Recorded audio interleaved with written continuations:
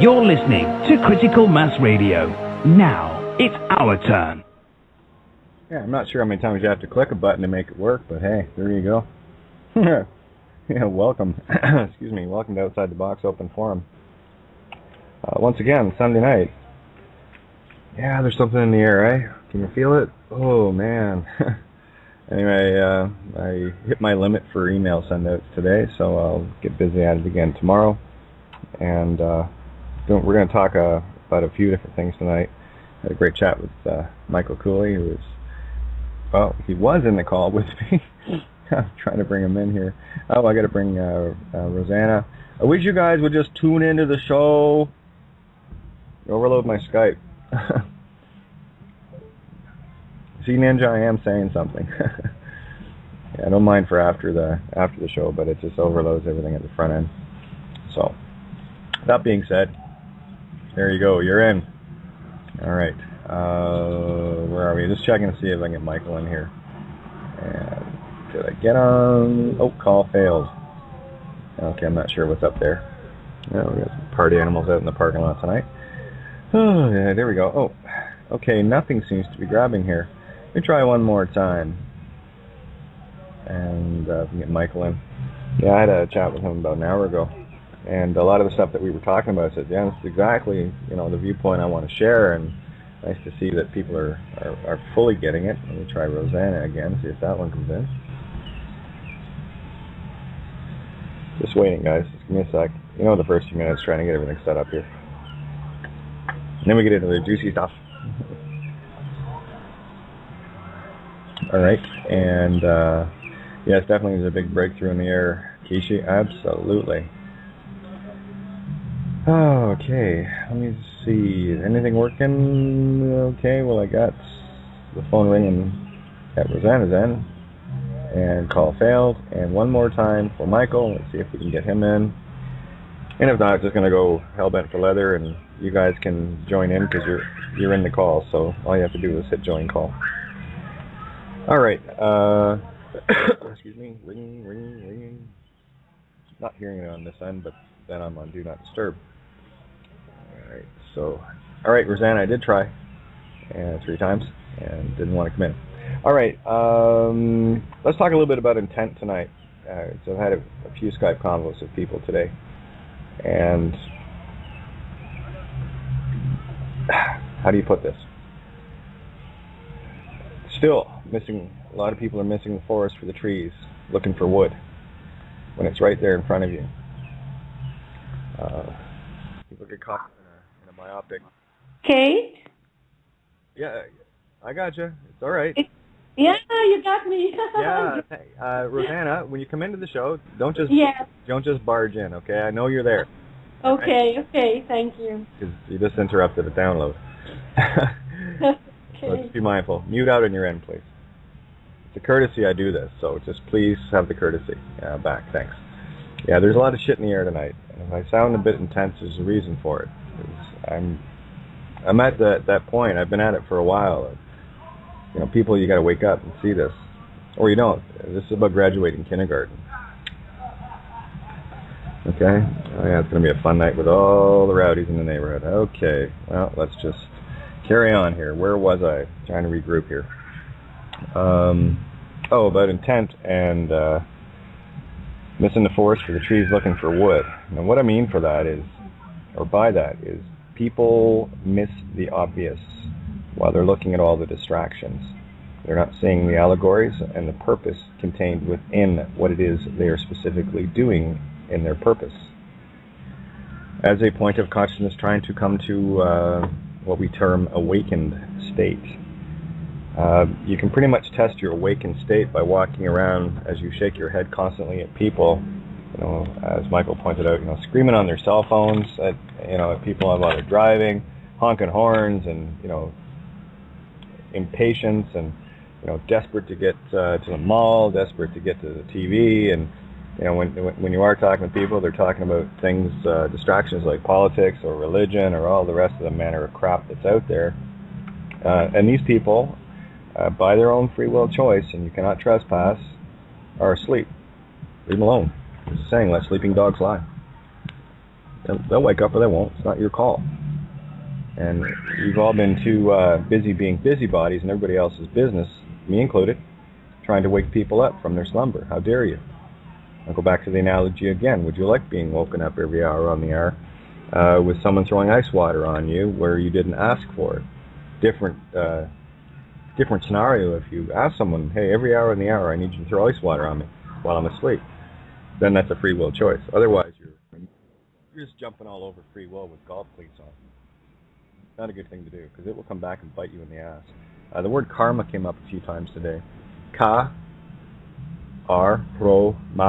right? Spirit breath, creation. M, mother, matter, magnet, Magdalene. A, dark, in reverse, turn to light, you. That's what karma is. And I think the mainstay of the conversation that Michael and I had today, oh, good, there you are, Michael, thank you. We were talking a lot about that in terms of, actually I just looked up. That's what happens when I open my eyes, I lose the download. Anyway, now that we got you, Michael, let's, because we were talking about a lot of very important things, and as I think we both agreed, at least I know I was saying these are things that everyone needs to hear, and this would be a great way to illustrate it on the show tonight. It's nothing we haven't talked about before. It's just reinforcing the same ideas, new unit at a time. So how are you, Michael? Doing good, Kate. Just kind of woke up from a short nap. Yeah, all right, zone time. you gotta love that. So, excuse me, further insights to what we were chatting about earlier today. Mm-hmm.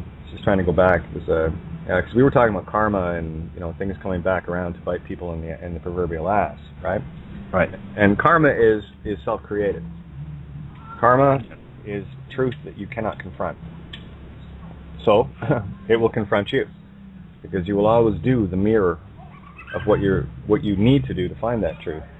That's a way to run away from it, yeah? Mm-hmm. Exactly. Yeah, you can't run away from the mirror. And that's one of the things people have had a very difficult time being around me in my life, because I'm a mirror. And I will mirror exactly back to people what's getting shoved in my face. If you come at me with angst and all sorts of nonsense, well, I'll mirror it for you and show you what it feels like. Mm-hmm. And see how you like it. Uh-huh. Or I'll play you a song. Choose, right? I prefer to play the song part, Oh, yeah, definitely. Did you, I missed the first few minutes, but I know what we were talking earlier about was when I mentioned if you're able to realize that when you're out and about in the world and you take a notion to tell yourself one thing, that when all these other people are around you, just tell yourself you're going to have to live their experience in their life at some point on this carousel. Yes, that was the key thing that we were discussing today. And where we started off, I thought was most critical, in terms of perceptions that people may have of others.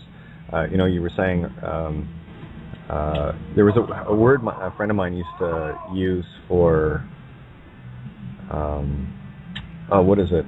It'll hit me, but to describe someone, either male or female, typically male though, that is in touch with their creative, their artistic, their whatever, and the energy they're putting out, of course, is going to get picked up unknowingly by the sleepy ones, and they can come to all manner of conclusions as to, well, is that person gay or bi or trans or whatever the case may be.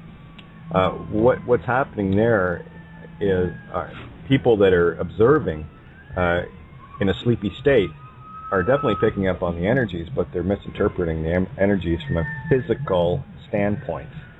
Yes. Big fucking mistake. Mm-hmm. Did I say that loud enough? I got it. Okay. All right. Because and I've said that many times in my life. People that have been I've been with said, you missed the best part of me. You missed it completely. You were too busy worrying about the things that I could get for you, the things that I could do for you, the things that I could provide.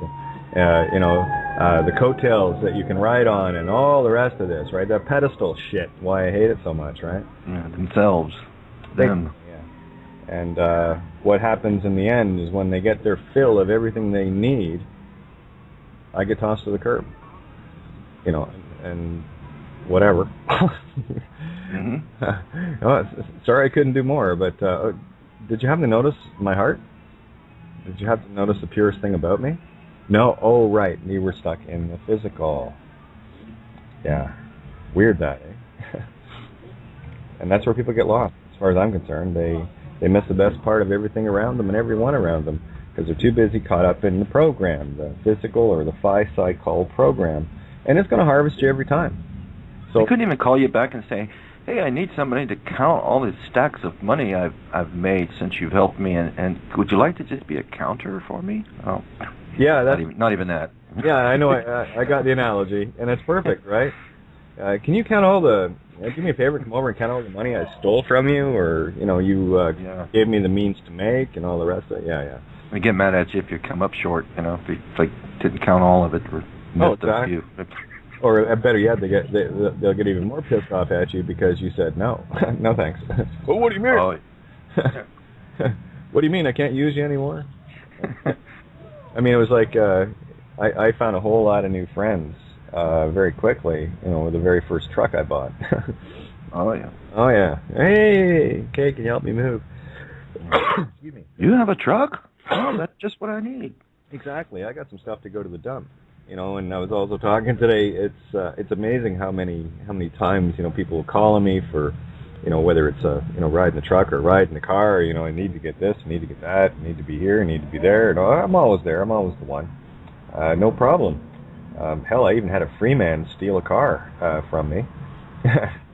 And during the 3-month process of getting the car put together, it's a cool story. I had ended up.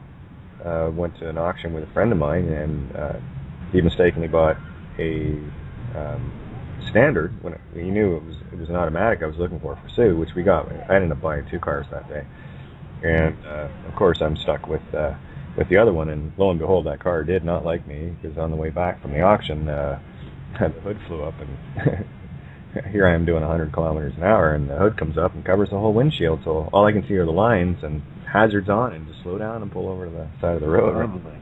Yeah, so I mean that was an indicator of things to come with this car.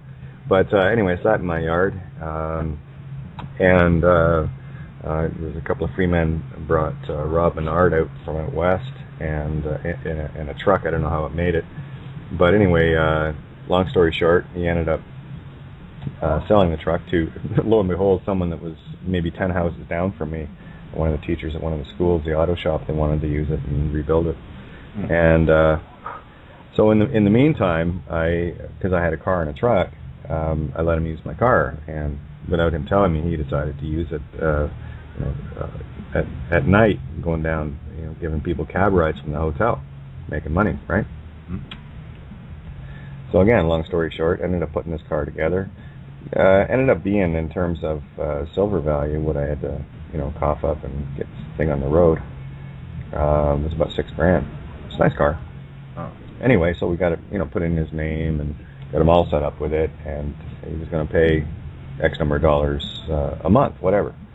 And, oh boy. Yeah, no interest, right? So what ended up happening was about no money given back later. Actually, he did give me $250 of the $500 I gave him to pay off some fines and whatnot, so he could get his, Oh, that was nice. He had the plates on the car, right? So he gave back $250 of the $500 I gave him for that, and that was the only money I ever saw. He ended up paying my friend for the work. It was about I think about $1,200, and then of course all the rest was mine to take care of. And he ended up selling the car and bought something else, and haven't heard a head nor tail of him since. Wow. So that's only one of many experiences with free man, sovereign movement, fucking gimme losers. That's why I abhor the title and the name, because that's all they are, is a bunch of gimmies. During the time that I was part of that, in the beginning, I had an entirely different ideal. It wasn't about, for me it was about exposing fraud and exposing how, credit card companies and insurance companies and governments and banks and all the rest was all a load of shit and it's just criminal activity is all it is. Mm. But people, they'll play along with the whore and, keep sucking on her tits.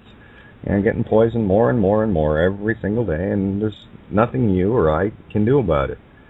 The only thing they just lose sight of that do unto others, don't they? I mean, I would almost rather have a stake driven through my heart than sometimes ask somebody for something and I really, really need it. Yeah. And when I do, I'm already thinking of 2 or 3 things that I need to do for that person. Yeah. You know, as a return favor plus whatever it is that I, ask for, and that's just me. And that's a even then, creator mentality. Keep going. Yeah, even then, after that, it's almost like it's not enough. It's just, it's never enough for gimmies. Are you kidding me? I mean, here. Let me define the free man sovereign movement. This is why I laugh at the cops and they got everybody drilled in. You're not a free man on the land, are you? It's actually like that in the video. Some Guelph chick cop. She's holding a guy down for whatever, and it's like she looks into the camera like she was cued for it and said it basically like that. You're not a free man on the land, are you? Mm-hmm. I'm thinking, oh my God! There's another reason why I abhor the whole notion of tags and labels and all the rest of it. But this whole thing of like, and I'll tell you, what I learned from that experience was, there's no judgment there. It's just I won't do that again, and move on. I wrote it off and said, well, it's not something I would do, but okay, sorry for helping you out. But what you just said earlier. That's what goes around comes around. Let's look at the golden rule in the mirror. Do unto yourself as you'd have others do unto you. Right? And because it is a mirror. And we were talking about duality, and I think this is where we really need to get into it in terms of looking at both sides of something. Because on the other side of it, when somebody does do as you would, it is just so refreshing. It's just like, oh my God, I just, you get so happy you want to cry. Oh, exactly. I mean, this is one of the things that I love, and the joys that I get from doing this every single night is because I'm interfacing with those people. The ones that are tuned in, and they've got the concept. It's glorious. Well, it is. The pearls of wisdom and truths that come out of these shows, not because of me or whatever. It's a unified energy, and of course, the more beings that gather, the easier it is for me to download, because that's just powering that up. Because there is an intent to get that. So I'm at an equal effect to the cause that I'm creating. Because you're me, I'm you, and we're doing this together, right? So let's go back to the ultimate statement of statements in my universe. If but one shall awaken, we are doomed. That's the elites talking. Doomed means judged, all right? Doomsday book, might want to look it up. I'll probably grab my Black's Law and tell you what the Doomsday book is in better detail. But effectively, to me, it was a book of life. And the book of judgment. And guess what? It is in the now.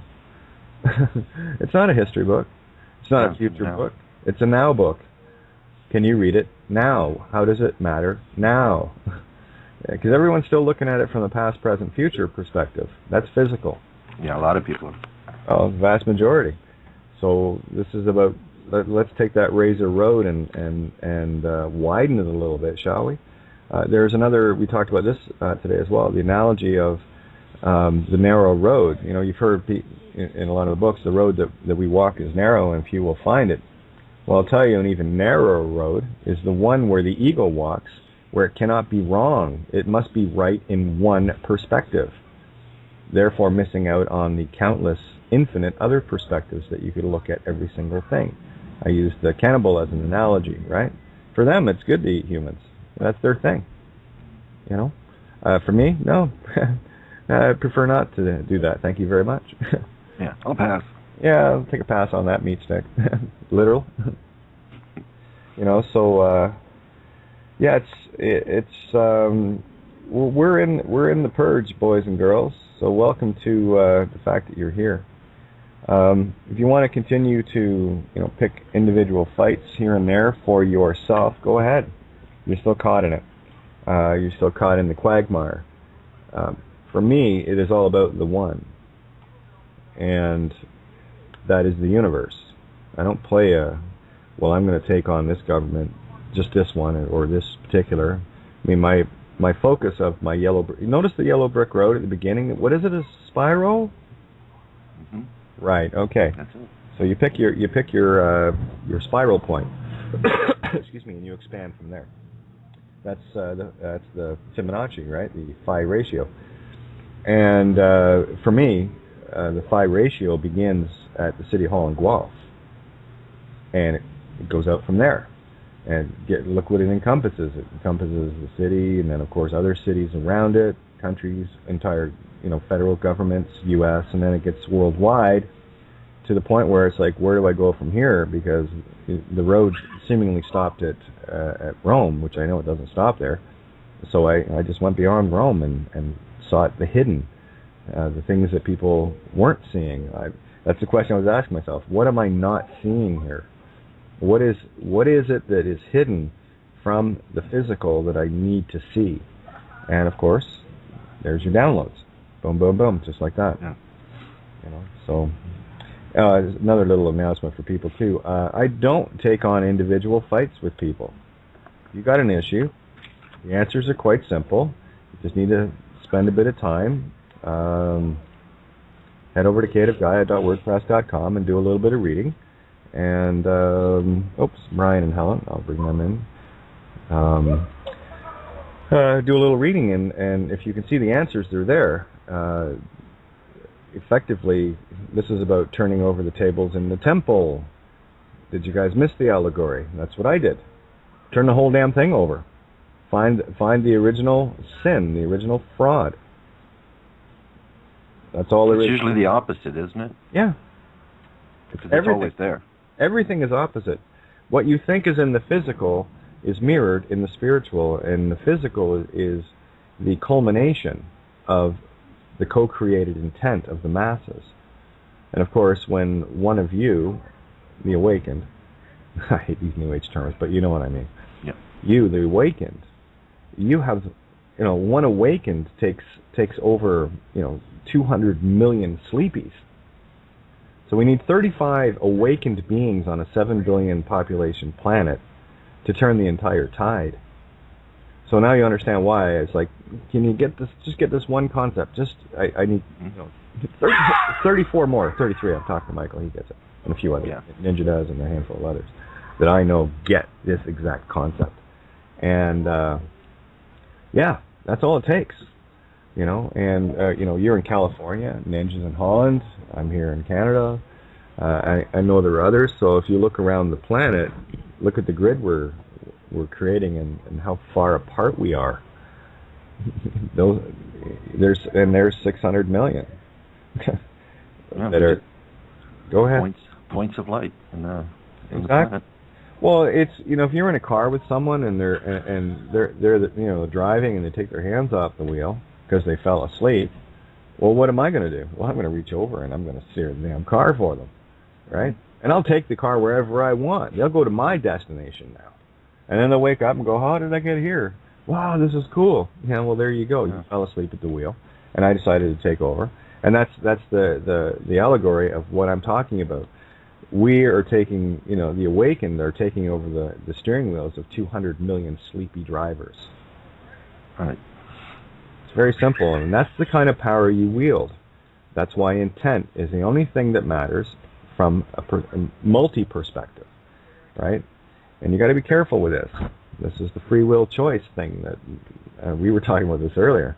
If someone willfully wants to be ignorant, that's their choice. If they willfully want to know something, that's their choice.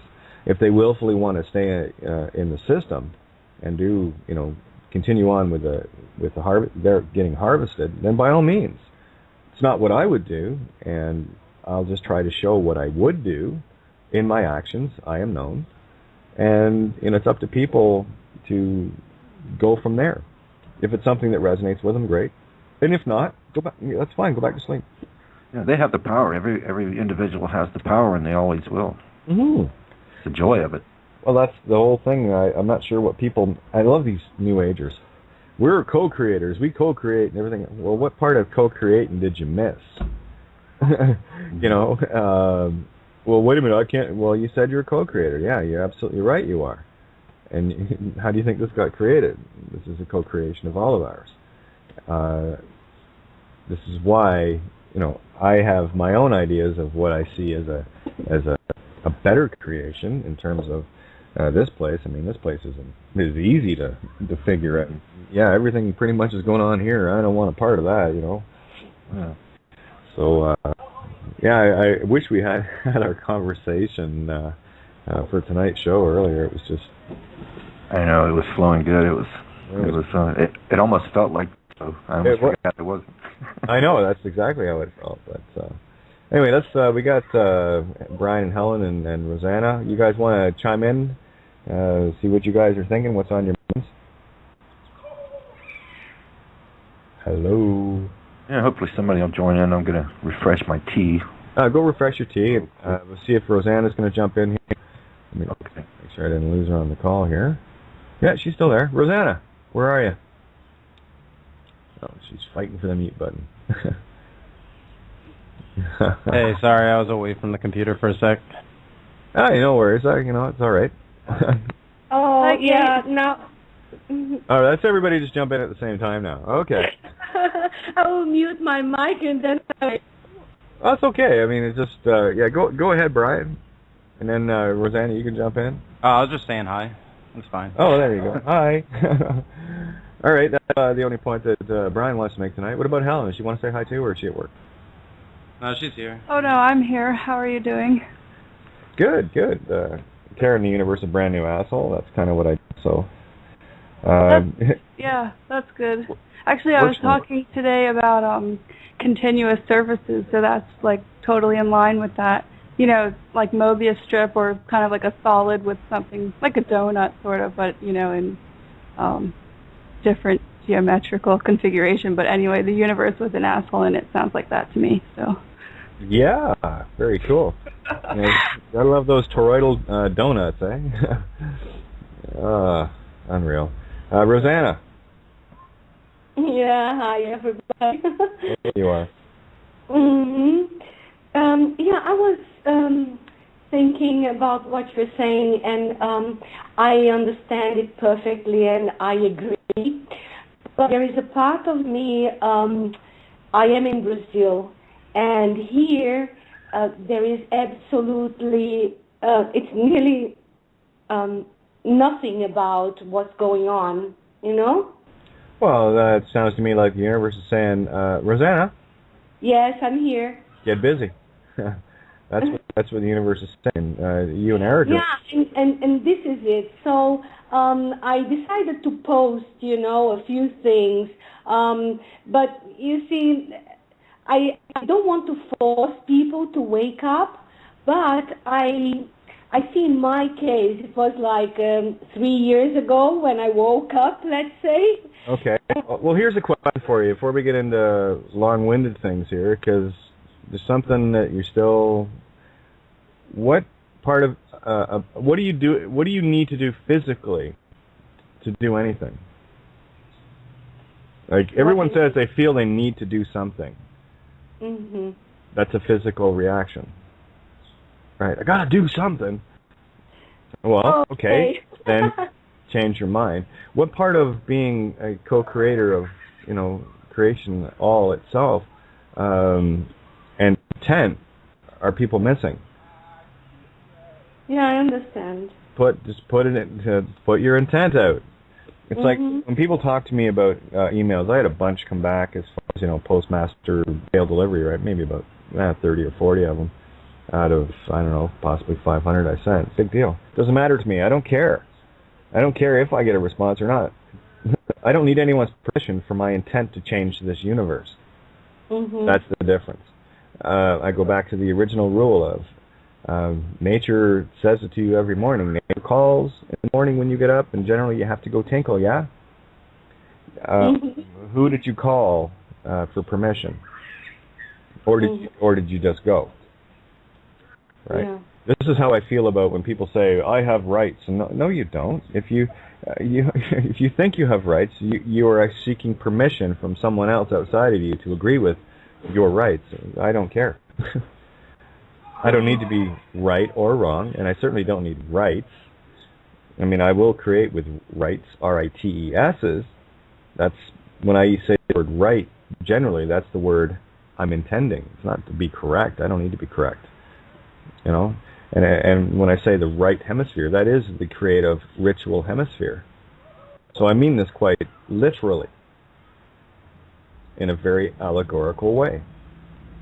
So when I hear people talking about, well, I have these rights and this right, that right, I said, oh, fine. So you must have to call the mayor or something in the morning before you go pee to make sure it's okay, because that's your right. You fool. They have their permits and license to be free. So. Oh, exactly. So this is why I like to bring this back across to people, and I have for months, many months, about changing your intentions. The expression is, change your mind, change the universe. And everyone thinks, oh, it's just a saying. No, it's not just a saying. All things for a reason. Right? So for me, it's easy. Okay, well, I'm going to change my intent. And I put my intent out there all the time. A lot more so now. And, my old saying of pick a fight, expect a fight. Well, this is my third run at Planet for the world stage again. And I'm making a whole bunch of other people world famous. You wouldn't believe how many. Well, the people that I sent to today, they got some interesting reading to do in the morning. And again, if but one shall awaken, one of those beings, we'll crack it open and have a look. It's all the agreement I need. And I know the first group that I sent to, guaranteed there was half a dozen or more that would open it. Because I scared the shit out of them. They don't like people that don't fear them. They don't like them at all. That's what they need. Oh yeah, they feed on it, right? So I just choose to starve the beast. And that involves every facet to the greatest degree that I can. Really, I'm at complete mercy to this planet, and I do a very bare minimum just to survive. I sleep on the floor, for crying out loud, at a friend's place. I'll tell you, my last year of business, before I said, okay, this is it. I did over $250,000. Me and two other guys. That's not bad for a little operation. So money was not an issue then. That's all gone now, including everything I basically had. And that's all material. And now it is immaterial. They just, as far as I look at it now, here's the other side of the mirror. Thank you for dispossessing me of my possessions, that which was possessing me. Oh, well said. Well, you get a better perspective, You don't know what you got till it's gone, and there's the perfect mirror. So, of course, from a, quote, success, unquote, position, one of the things that I've noticed, especially talking with people that have, risen to the great heights and, lost it all, and then, of course, they go at it again, and they've already learned the road, so it's not so difficult the second time. They always say that, I hate using this stuff, but allegoricals, right? How did you feel when you had all of that, Kate? Well, again, for me, it was I utilized it for all those around me. So I wasn't looking to have millions and no, I was good food, place to live, and help out anybody that needed it, and a place for people to come to if they needed a place to stay. That was what I was doing. And which makes me totally evil, apparently, to the city that couldn't praise me enough and then couldn't demonize me enough. See what I mean about the mirror? So it's all there. Money was never. In my late teens, 20s kind of thing, it was like, the self-help books and do this, that, and what have you, and caught up in the game, and then this is pointless. So I just did my thing, I wasn't... You know what it did for me? It made me forget things, but it didn't solve my problems. and I thought it would. I think that's the misperception a lot of people have with money, is that they'll never have another problem. Oh. And in some cases, when they're multiplied, they're like, what the hell? I thought this was supposed to be the answer. You know? Well, again, people, out of program and habit, this is the way the program's set up, will live within their means. If someone makes $500 a week, they'll spend $500 a week. If they make $10,000 a week, they'll spend $10,000 a week, right? Yeah. You know, I think I was talking to a friend of mine was at something where they were tossing around, you know, $100,000 bottles of Rothschild wine, you know, like it was bubble gum. You know, that's, you know, their money, right? But again, there's your Sodom and Gomorrah, boys and girls. That's it, right there. And no one is more enslaved than those that are enslaved by the money that is enslaving them. And what do? It's all backwards. They chase after it. Hey, I wanted to say something real quick. I saw Crispin Glover, the actor. Me and Helen, some friends, went and saw him live, and he gave a question-answer at the end of his thing. And he was talking about back when he was in Back to the Future and how they were like literally putting messages in there to make people chase the carrot, you know, and how he hated it and got into arguments with Zemeckis over it and whatever. It's crazy. I don't know. He was just talking about corporations putting the messages into movies on purpose to keep the message flowing, blah, blah, blah. No, they put it wherever they can. Yeah, marketing 101. It's like when they lift up a pop can, it's always perfectly angled so you can read what's on the can. Yeah, I mean, we all know this, but it was just funny to see it coming from him, you know? It was like, he was talking about Bernays, Edward Bernays. And it was pretty cool, actually. I thought you were going to jump in, Michael. Oh, no, I was waiting for you.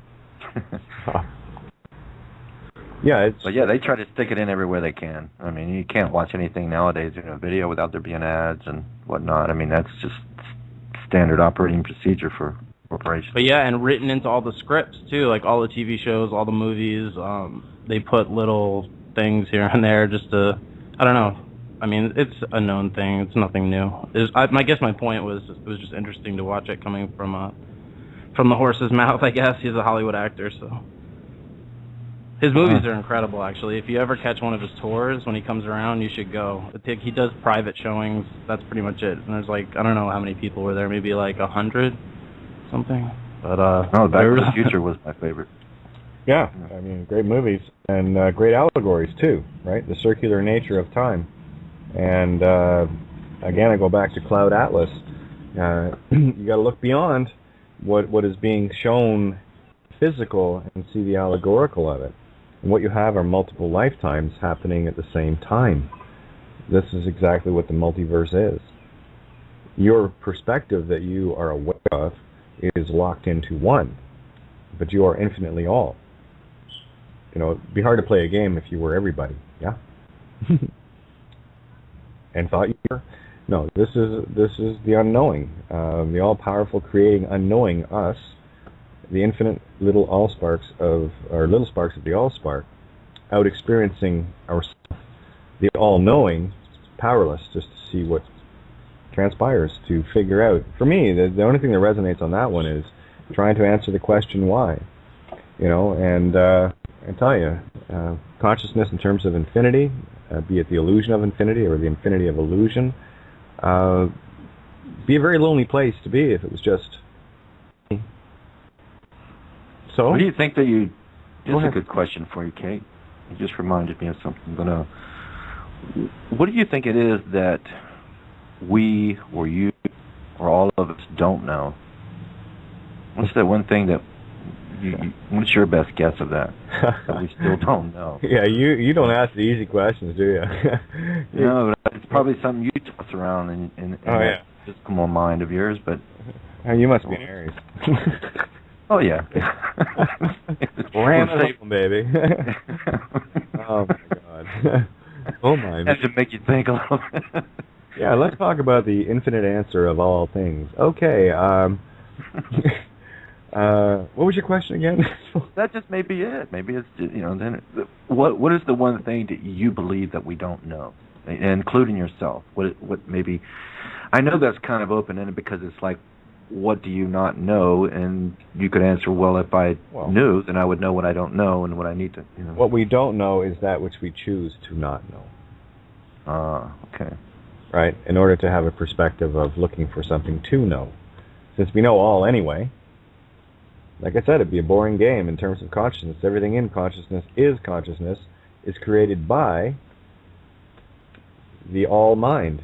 So people are grasping with that, though. They're waking up, awakening, but it's like there's still something they feel that they don't know, that they're trying to get to know. Well, these are the same questions that Plato and Socrates and Archimedes and all the rest of these guys, the great ancient schools, were trying to, Buddha trying to solve, right? But again, going back to our conversation today with regards to lifetime after lifetime, I mean, there's, you look around, you can see the ones that are doing a round trip. Yeah. Oh, you didn't get out of kindergarten, I guess you come back and do another 26,000 years stint in the meat stick land. But that's okay. You see, for me, everything is fractal, everything is happening now, so all levels of creation are right now. I'll give you an example. A typical jarhead driving around with a little flashy blue and red, conflict thing going on. I look at them as being, first, this is their first entry level into being human form from, animal kingdom, so they're still in the predator-prey and they're easily trainable. Good dog, sit, roll over, play dead. Oh, very good, you must be a person. Okay. And then, of course, you've got others that are have done this for a while and have, been where the jarhead was and moved up. See, this is there's the allegory of the Mayan pyramid. All aspects of creation are happening right now. They display it very well in the 9 levels of creation. But that 9 levels of creation exists now. It's not, it's not measured in baktons or years. That is now. What those are just concepts to show that time can persist in this realm, right? That's what Chronos or Saturn's all about. The unstar. Imagine that. And we can get into some real heavy shit, but I just want to keep this loose tonight so people can kind of roll some little gems around and see where they find themselves. And if you thought you died at the end of the game, you don't. Mm-mm. You don't get to cheat that way. It's like, a lot of people think, oh, I'm just going to be a ruthless bastard, and me and my tricky little bastard are going to be best friends, but it's okay because, I'll die at the end and it'll be all good. Well, yeah, here. Everything will be erased. Little analogy? Let me give you a little analogy. This one's for the military jarheads. Remember that grenade you threw and killed those people? You get to catch one. Ooh. Huh? Hey. How about that? Let's not do that anymore. But again, we're dealing with that lower new entry into the human form sort of thing. And we were there once. This is the thing. This is why the whole idea of judgment is foolhardy.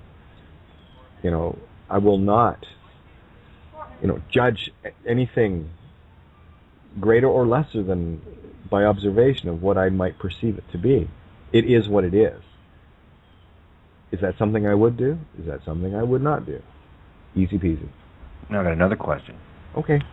Why do we forget? Well, it's a choice again, right?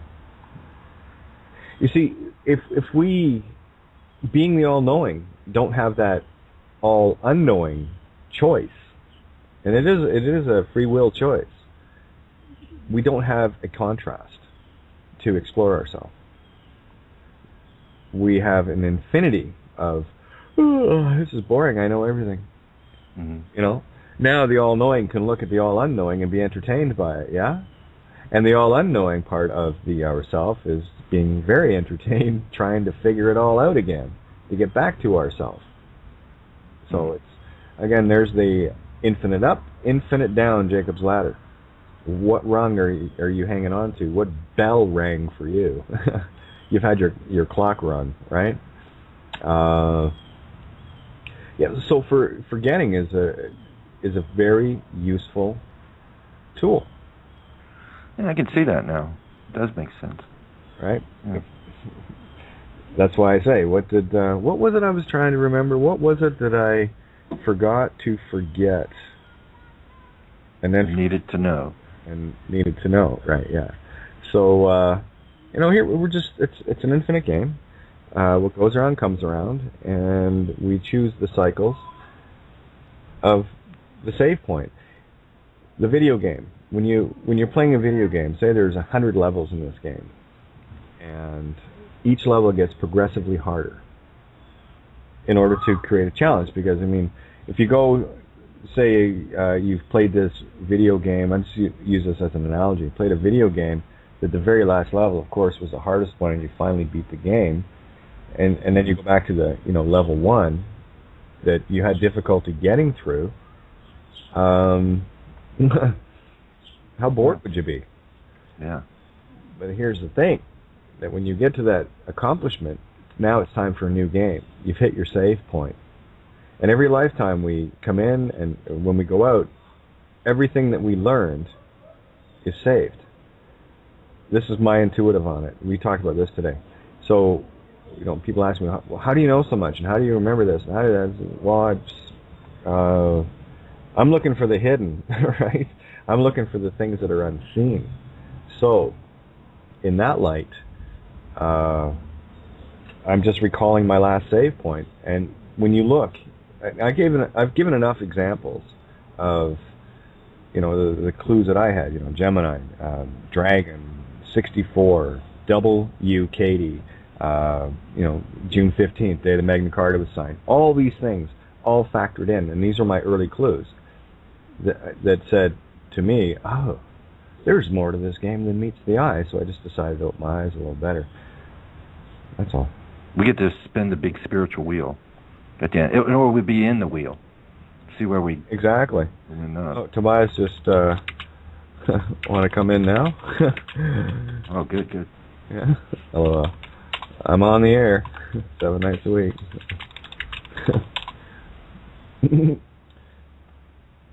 Hey, say Monday or Tuesday. Waiting for it. Let's see. Or whatever suits you.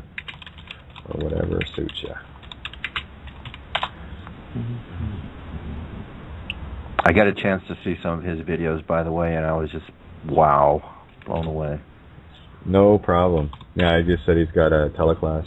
He needs to go take a nap before he does, so no problem. Real-time radio. Tag me in the morning. Okay, there we go. Cool. Yeah. Can't wait till he comes on. Yeah, exactly. And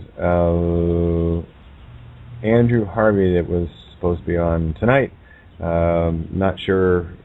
Last I heard, it'd be either tomorrow night or Tuesday night. So, yeah, I know. We'll see.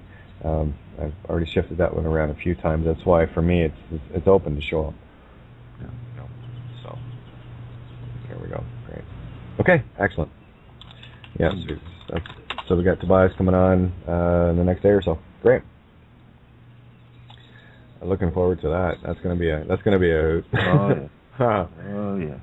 Man after my heart, baby. It's like, oh, look at you laying it all out on the table for everyone to go ooh and ah at. Oh no! You have to. Self-responsibility. Run away! Yeah. He just does it in a casual, calm kind of, That's what I'm aspiring to. Easy listening, really easy listening. When I watched one, I just had to jump on the other ones, and I was like, oh, I got to hear more. Exactly. Oh, we got Ninja. Hey, come on in, Ninja. How's it going? Ninja. Yeah. Hi, Kate. Hi, Michael. How's it going with yourselves? Good. Hey, Ninja. Yeah, I like that forgetting thing. That's why I pressed my little number 1. Is that why I keep forgetting? Spinning around the universe. Eh? I'm just spinning around the universe. We have to forget something sometimes. Yeah, I've been very forgetful over the last few years, and I was just going to make a joke and ask you, is that the reason why I keep forgetting the shopping list and going without it? Well, at least you wrote it down, so the chances are you'll get most of it anyway. I do, but yeah, that's always my thing. I write it down, leave it on the table, and then go out and thought, oh, here we go, done it again. Perfect. Yeah, it's yeah. To me, the measure of IQ is just the ability to remember shit. Common sense. That's it. Nothing more. Yeah, well, maybe it is. I don't know whether I must be stupid as hell then, because I'll forget so much stuff. I go back and forward because I just cannot. I think I have too many things in my head. Oh, that's where I was going to go next. In your mirror, it's not that you forget things; you just throw away the things that you no longer need. That's good house cleaning. Yeah, but I can do that from second to second, and then I'll get them again later, and it's there it is. Yeah, no, that makes total sense to me. Fact is, why I remember the things that I do is I have a very specific purpose, and for me, it is about laying out all these different little analogies from the things that I recall, and what I learned from them, and they all apply. Everything applies to my now. Everything I've done in this life matters to my now. So we have. Looks like Bindy's coming in. Cover me, Bindy's here. There we go, Scorpio girl. Come on, what do you got? Hello there, Kate. Hey, good to have you. Hi. Still high on P, mate. Isn't it great? Yes. I'm oh God, all over the place all at the same time. Exactly what you're describing. The allegory of everything happening at the same time, timelines flying everywhere. I'm just riding up for the first rush. I'm just seeing what happens. Oh, and Tobias just tagged me back here. Ayahuasca, shadow work, real spirit, full spectrum human, anything you feel like, I'm there. I just wrote it's all my flavor. LOL. Let's go. Just bring it on. When might that be, Kate? Well, again, I need a confirmation from Swan as far as Andrew for tomorrow night, so it could be tomorrow night or Tuesday night, one of the two. Okay, great. I cannot miss that. Oh, no. Bring it on, bring it home. There we go.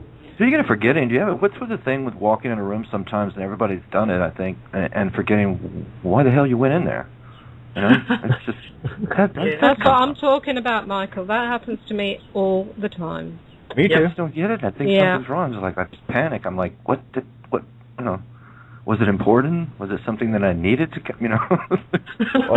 And then of course you go back to where you thought of it in the first place, and then that's what I was after. Yeah. Yeah, that's it. Well, that's how with that, I just see a whole lot of we're dealing with a lot of information overload, right? Like seriously, think about what we're doing right now compared to 5 years ago and what we were concerned about. So I see it like those GPS systems in a car, that tell you the way to go. They need to reshuffle every now and then. They go silent for just a second. It's all rerouting. Right? I think that's pretty much what happens to our brains every now and then too. Yep. Got to defrag. That's one of the things when I go to zone out, especially prior to shows. I had a bit of fun rebooting and getting on tonight again. Got there with like 2 minutes to spare. But again, it's going to zone out. That's defragging for me. That's just shutting the chatty one down, the chatty Kathy versus the creator Kathy, long enough to let things coalesce. Get rid of the garbage, let things sort out, defrag, and then of course come to the helm here at 7 o'clock and hang out with you guys. Pretty cool, actually. Yeah. We always look forward to it. At least I do. Yes, clear the fog-covered mirror. Exactly. That was key lady. I haven't stayed up this late for anything specific in yonks. Yeah. Yeah, Yonkers age, right? It's always worth it because we get something out of this. We always do. We look forward to you downloading something from your brain, Kate, or just, there's always something to be gained by listening. Well, that is the goal, and, I'm happy. Purge. What's that?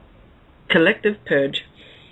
Exactly. and you've heard me say this maybe once before, we do this together, right? There are no pedestals here. What there are, and the only thing there is a table for us to gather. And we can sit around where there are no egos, so there's no, hey, well, I think it's this, and fuck you, and all the rest of that stuff that goes along with it, typically in a bar setting when someone's, got an attitude ego issue, right? Which this is one of the reasons why these things work. I will not claim to be right or wrong on anything. I will just merely have a look, throw it out. This is kind of what resonated. What do you think? And, wait for the feedback to see there's a feedback music, right? There's that resonant loop. When you get it, the feedback occurs, and it's just this incredible sound. For those of you that ever had a microphone feedback on a speaker, especially in the 6 to 8 hertz range, it literally hurts. Yeah. But yeah, you can take somebody out with that. Oh yeah. Yeah. But there's the power of resonance, though, in that, because what happens in a feedback loop, here's another natural law, right? In that feedback loop, it's like how they develop laser. It gets more intense every pass, so it's reverberating back and forth, so it's resonating. Yeah, and then you can have bass doing your bones too, like low bass and subs will shake all your bones and make them resonate. You could do harmonics with that. Yeah. I don't know. So, it's crazy. I've been in the studio and had weird experiences with stuff like that. Well, the louder, here's the thing, the more feedback that occurs with us, the louder that frequency gets. That's the analogy I'm trying to share. If you let a feedback frequency continue, it will go until the speakers blow. And it will get louder and more intense. Right? So that's what we're doing, guys. We're blowing the speakers. That's why I need the feedback. Right? So I'm trying to create a feedback loop. Right? Loop your we. Well, let's loop the feedback of the resonant things that actually matter. You're going to top the sine wave. Well, exactly. That becomes, you want to talk about, in a room when there's feedback going on, go ahead and ask me what the dominant frequency is. Yeah. So there's that really, what we deem in music to be that, oh, it's hideous, it's horrendous. There's the evil part of it. Let's look at the good of it now. That's exactly what we need to do. To get there's another little, that's a brand new download. Brand new perspective on the same thing. Right? So there's one of your gems that you were talking about, Michael. I was thinking loop, and I was thinking spelled backwards with pool. I do that a lot. I reverse things now. Thanks to you. But I'm reversing things. Yeah. I just got the image of a rock band blowing up the entire venue, not just the stage. Oh, cool. Welcome. Thanks. So we don't need... Everybody's saying that heavy metal is bad for you, and we need to do that. We need to just blow it all up. My Bloody Valentine blew up Roseland when I was there. I had earplugs in, but they did a feedback thing at the end that sounded like the whole club was going to kind of take off like a spaceship. Yeah. And I'm glad I had earplugs in. It was still really loud, and they actually blew the system. It just turned into just their amp noise, and then they left, and they were like, yeah, we blew it. It was crazy. That's why we talked to Kate about saving the world. I'm an Aries, and I want to save the planet, but then I call him, I say, now I'm ready to destroy it. Now I'm ready to blow it all up. Okay? I need to erase it and start over. I'm just very upset right now at the human race. Yeah, you said that just as I was breathing in. Thank you. Sorry. Well, it's cosmetics for the hologram collapsing and becoming something new, right? Yeah. Remind me to mute out when I have a sip of tea and wait for one of Michael's beautiful poignant remarks. Oh my! So there we go. Another great example of how we become the dominant frequency. And when we get together and we get concepts that resonate with each other, we're creating that feedback loop, and it's going out into the universe, butterflies. Right? It doesn't matter what center point it is. That's the thing about a feedback loop. Is it the speaker or is it the mic? Is it the speaker or is it the mic? No, it's both. They do it together. The feedback can only occur when they're both working together. And in opposition, no less. Same time. So there's a resonance frequency. So there's a, now you understand why I talk about resonance so much. Now I understand it even more. All we need to do is, if we click on the same concepts and the same resonance of the truths as we uncover them, we're creating a feedback loop. And since we're always looping, the universe is spinning, right? I mean, that wheel. So looking at it as going forward, and the opposite of that is back, we're also going back is also going forward. I know that's confusing, but... No, it makes sense. Alice in Wonderland, when she was trying to approach the divine feminine, the dark aspect of it, the faster she walked towards the Queen of Hearts, the further she got away. And as soon as she started backing up, this is where the whole reverse concept came to mind. When she started backing up, the divine feminine came closer. So that's creating the magnetic. That's the pulling away, right? Reverence. What's that? Reverence, yeah. for the Queen. Back away, bow. Yeah, to revere, right? There it is. Yes. And there's revere has got, well, look at ER. With transcendent of respect. Well, yeah, look at the whole analogy or the allegory of Elizabeth being the, quote, queen, unquote, right? What is her symbol? ER, which, of course, is Ra, the son of light in the mirror. Just like the key row in Rome is the mirror or the Antichrist, just like the District of Columbia, D.C., is referencing direct current, where they're sucking all the power, where they're taking all the energy, the direct current of us. That's why they call the money currency, because it is empowered with slave life, the literal flesh and spiritual entrapment of mind, body, and soul of everyone on the planet, save a handful of people, me being one of them. Right? That's ER. Yeah, sorry. Yeah. There it is, ER, right? And then emergency room, ER. Yeah, I always saw it as exit arena. So again, there you go, Bindi. Look at how many different perspectives we can... Same angles, difference, Yeah, exactly the same, only totally different. Yeah. And that's why my perspective, which is you, is so critically important. Yep. Because when I'm getting your perspectives, I'm putting them with my own, and it's giving me a wider look at things. This is why when people get into arguments of, well, it's got to be this, that, and the other, blah, blah, blah, blah, blah, and it says, okay, well, you've got one very narrow viewpoint. It's like trying to look at the Mona Lisa through a 1 millimeter wide crack in the wall, and you're a foot away. How much of the Mona Lisa are you going to see? You won't even know what the picture is, for crying out loud. No. I try to explain that to people by saying, do you want a game of either or with me, and you'll lose, or you go and with me, and we both win? Exactly. That's why it's not good or evil, it's good and evil. Yep. Works a treat. It works a bloody treat. And it's disarming. It's completely neutralizing any kind of friction or resistance or fight. Works. Magic. Yeah. Oh, I just got some feedback on the Summons of the Dead, which went out to a shit pile of people today. Oh yeah. Like I said, I hit my limit, so I couldn't email anymore. Mike writes a great job on Summons of the Dead. I thought the costumes giving secret powers was hilarious. I thought so too, that's why I wrote it.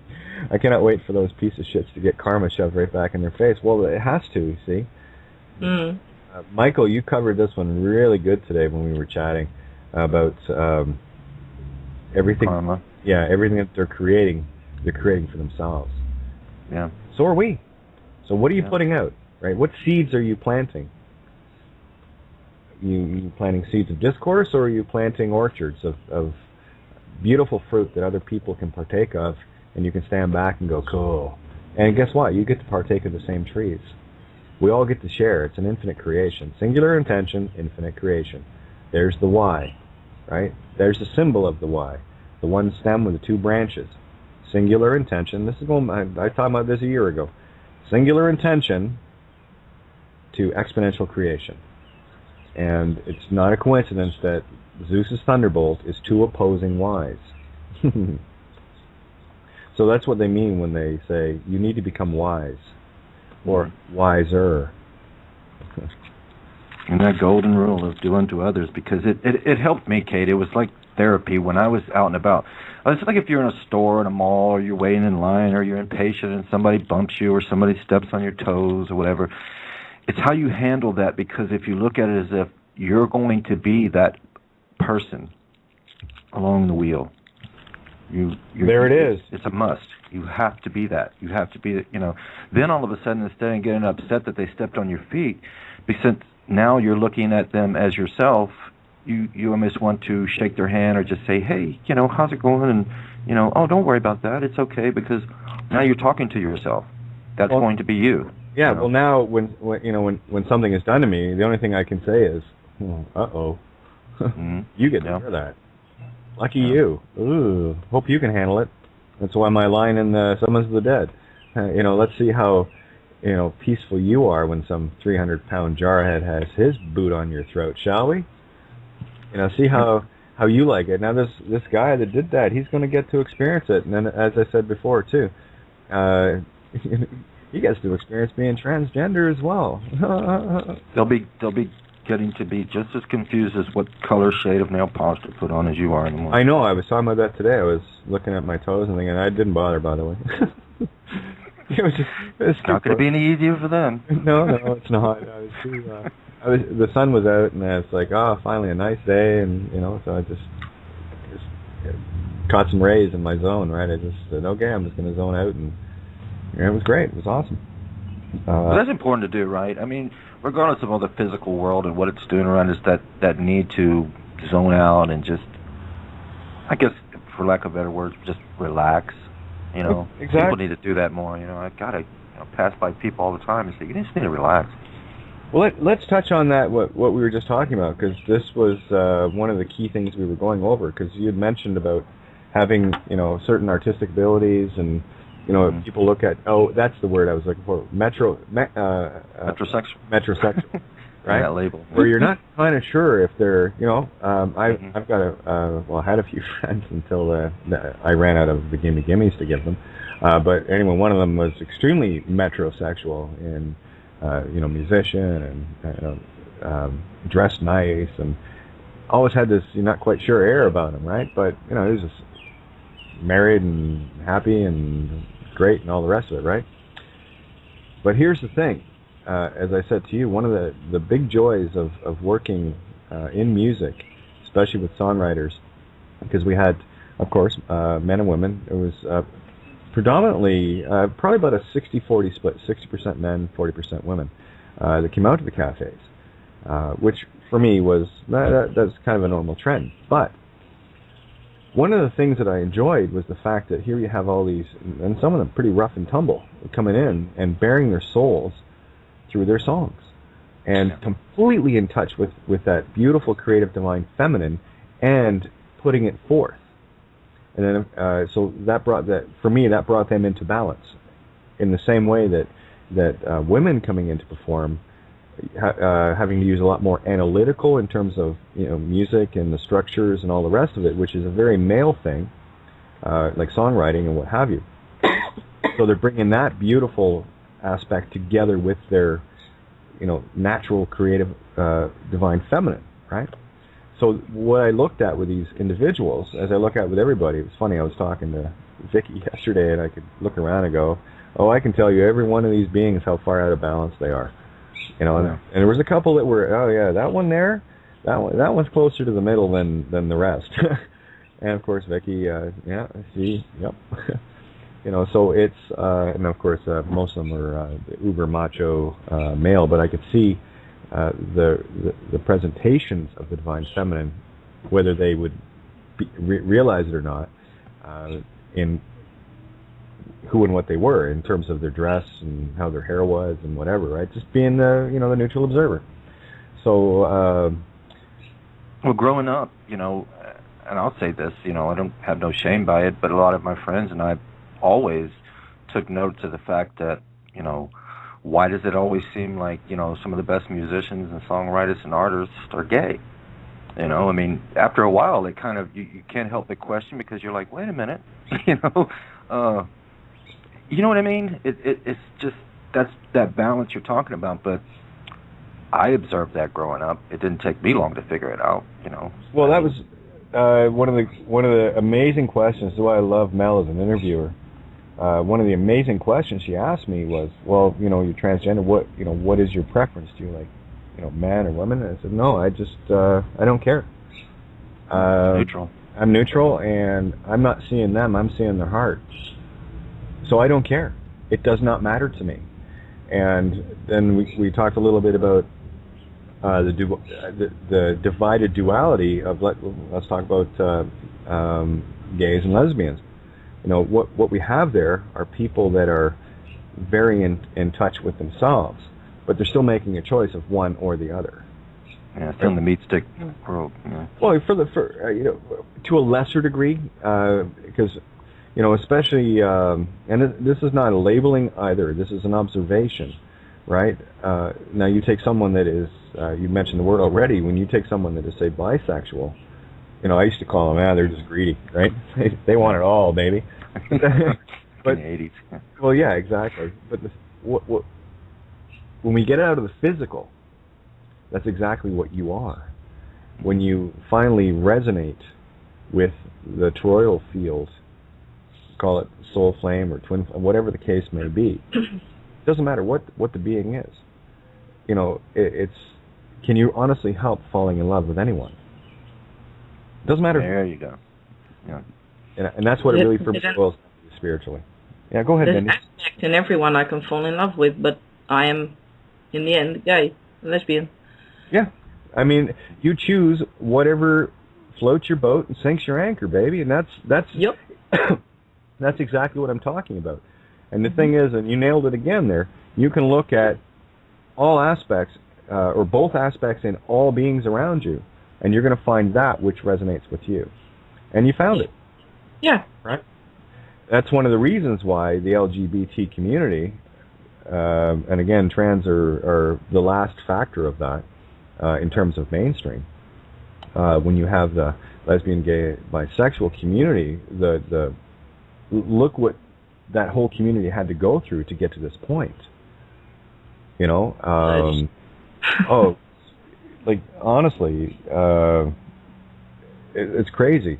Like I'm trying to remember when trans really started to come into the mainstream. Late '60s, I guess. It was always there, but where it started getting more into mainstream, and this particular aspect of the community came along last. And of course, you had all the pioneers in front, right? That took a lot of the heat. Well, hey, listen, you go back through, the now history and look at the abuses that any, whether you're just say homosexual, or any sort of societal insanity deemed normal way, if you were a deviant in anything outside of their box, they strung you out. Yeah. Well, I've fallen into a spread bed here in the Netherlands, but if I hear the generation before me that's gay, they had to fight sometimes to the death. Yeah, so and that's we've done a lot of lead work here. Well, yeah, and that's like one of the things that came to mind early with me being trans is I looked at all of those things that came before me that actually made it possible for me. I mean, thinking of the trans, the kids and whatever today that are, and it's a lot more, finally, it's a lot more mainstream where it's not looked at as something odd anymore. Well, it never was in terms of the ancient cultures. That was deemed actually getting closer to balance. Because you're finding the balance. Right? You're lucky to be born with an open mind. When you still have those that are just going to want to, you got to be one or the other, You just, For sure. Yeah, you can't be that way, They'll burn you at the stake, and, But that's because they can't handle their own, what is it? Well, they're polarized. You have better words on it than I do. Well, they're polarized. They're polarized individuals. It's one or the other. It's one or the other. But what I see, the strength is in the gay, lesbian, whatever label community, there is where the strength is growing. The masses are still blind, but we're getting stronger. We're saying, fuck, there it is. And there's that feedback loop, that dominant frequency. It is more miserable, I think, to walk in their shoes than of yours. That's the way I am. It must be awfully god-awfully miserable oh my God. to be there. Stick up ass. That must hurt. Well, no, I don't find heels that uncomfortable. No, I'm not talking about I know. You know, I'm saying for them, for the others that want you or respect you to be that way. That's good, not us. Exactly. You know, so for me, look down the middle, and how do I put this in words? It's so, for me, it's very simple. Love for the sake of love. That's unconditional. It's very easy. It is. It's so utterly easy, and that's why people have such a hard time with it. Love is itself alone, the prophet. What's that? Love is itself alone, the prophet. Yeah. And it's I guess it's not their fault. You know, maybe I guess I'm looking at them as, you know, they're programmed. You know, it was the way they were taught. It's the way they were, you know, brought up, and you know, so it's sad. Some of them break free from it. Well, that's the program. That's the overall Whore of Babylon program, to keep everyone tight in that little duality box that you're a boy and you're a girl. You're going to play with dolls and you're going to play with guns. You know? And if you see anything in between walking around, run. They're very dangerous. You know, they're monsters. Get away. And there's another allegory getting shown up in the military, with women joining the military, and they're taking on the uber masculine roles of, instead of creating life, taking it instead.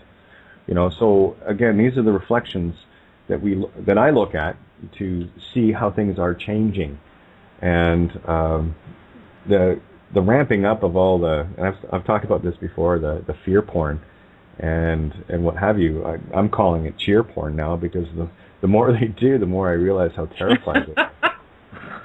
Yeah, we'll go into cheer porn. Oh yeah, that's a good one. Well, you know, hey, it works, right? So if we're going to cheer something, it might as well be that. Yeah. There's the train into the furnace. Exactly. There. Yeah. Oh, do you really want to touch on that? Cheers. I had to mention it. Oh yeah, I know. I was waiting for it actually at some point tonight. Yeah. So. Well, we got to do okay. It was okay by the publicist and the agent. You know, everything's fine. So. Inside joke. We'll leave that one alone. For now. Yeah. Yeah, we'll see. We'll let that story develop. Huh? Oh yeah. Yeah. The Polaroid isn't quite developed yet, so we'll let that one keep going. But there it is, though. When people get caught in the physical, when they only see the male or the female, they're caught in duality. And that is the allegorical illusion. What you need to do is look for the hidden. By their actions they're known. It doesn't matter if they're male or female. Male or female walks over and clubs a baby seal. You know who and what they are. And their heart. They know what their intent is. You know where they're at in the game. So. How are you looking at it? This is the only question I ask myself. How am I looking at it? Am I looking at it from a balanced position? Have I got, judgmentals in there, of which I have done my absolute utmost to purge myself of, to be a neutral observer? Yeah, there's times that I get irritated by people's actions and whatever. But again, it comes back to that's something I wouldn't do, and I just get tired of seeing it more than anything else. It's like that's how I live my life now. Yeah, and you resonate at a higher frequency as a result, and by default, what Roseanne was talking about earlier, there's nothing you need do. You just need be. That's the intent, right? And you will see in the physical that which you be. Please tell me that again. I need to hear it again. It would help. Oh, okay. Playback. Just that one part. I'm sorry. No, that's okay. It's not important, but what we feel we need to do. right? When the intent is there, that is you being. It's what you need to be. Can I put an image to that? Okay, go. Can I put in it? I've watched the film Upside Down there today. Oh, isn't it great? Yep. The moment where they remember and are up on the mountain again, and they start spinning just under it in the middle. Yep. That's where I want to be. That's pretty much where I am. That's the P rush, I think, but I hope to stay there. That's the P rush, and it's also what you just described. What people can see in that movie is what a 0 point is. Yes. When you are in complete sync. Yeah. Still magnetic center. Still magnetic center, where the balance, or whatever you want to call it. Yep. Of the masculine and the feminine come into beautiful creation, and there's your galaxies, by the way. Yeah. You wonder why they're all spirals. I also did, by the way. I've always wondered that. Well, that's and in class. I used to draw spirals in class. The physical sensation that comes close to that 0 point is just before orgasm. That's what makes the world spin, baby. I was always obsessed with that in school, even as like 5 or 6 years old. Oh yeah, again, look how popular spirograph was. Yeah, you're making all these beautiful patterns and spirals, and it's, oh my God, it's great. You know, it's that's the universal dance. That's bringing things into balance, and that's what we need to do. And it's effectively what we're dealing with is being able to see that instead of looking at one side or the other. I'm trying to find the words for this. Get me into download mode here. Well, I know looking back, I do a lot of looking back now than I used to as my child years, and I'm starting to figure out things of why I did things. And well, exactly. You know, I go back. Good and bad. Yeah, I go back to, I've talked about this on here, an experience I had when I was maybe 8, 9 years old in the playground during winter, and I talk about getting caught in blue. Oh, someone got the mic open. The speaker's on. There we go. Sorry. Oh, that's okay. That's okay. Where a kid was coming down the slide, we had a little hill, and of course the ice slides, whatever, and this kid almost fell, and I managed to catch them, and so they didn't fall and get hurt and whatever, and I felt great about that. And since then, my lesson, this is my pivot point. My lesson was, oh, okay, well, I thought for the rest of recess, I thought, well, it's my job. I'm going to make sure everybody's safe and rescue everybody. And lo and behold, that was the one lesson that I had to put in the mirror. No, I'm here for those that are willing, that are trying to save themselves. I'll be a good rescue diver, and we do it together, and I'll give you a hand, and you can give me a hand, and we'll both swim to shore. But there will be no more of the I'm coming to save you. I mean, I talked to Ninja, I think it was last night and the night before, about this whole needing to rescue. I forget who was talking about this the other night too. Feeling. I mentioned it today too. Yeah, that whole. My whole life, it's that whole concept of knight in white armor saving the princess. That is the divine masculine, divine feminine, and that for me is diametrically opposed. In the physical sense, it's where they have to get into balance, and I think that's where we came out of balance, in that the divine feminine leaned on that too much. And getting too much energy and too much intent, because we've got you've got the good masculine and the evil masculine. You've got the good feminine and the evil feminine, and you can see that in everyone. You can see when one steps in and one steps out. More importantly, you can feel it. You know what it's like when you have the good divine masculine versus the asshole divine masculine. Same thing applies with the good divine feminine and the evil divine feminine. It's that whole hell hath no fury, right? That comes into play there. And it's about bringing that, for me, it's about bringing that back into balance. And I take my life walk, going through what I've experienced and what I've seen from a slightly different perspective than the majority, and trying to make sense of it. And it works. It's actually a very handy tool that I can share from this perspective to share with you guys, and you can bounce it back from yours. Because we have every perspective. We got on Earth alone. There's 7 billion perspectives of consciousness in terms of humans. Right. So that's a pretty big mishmash.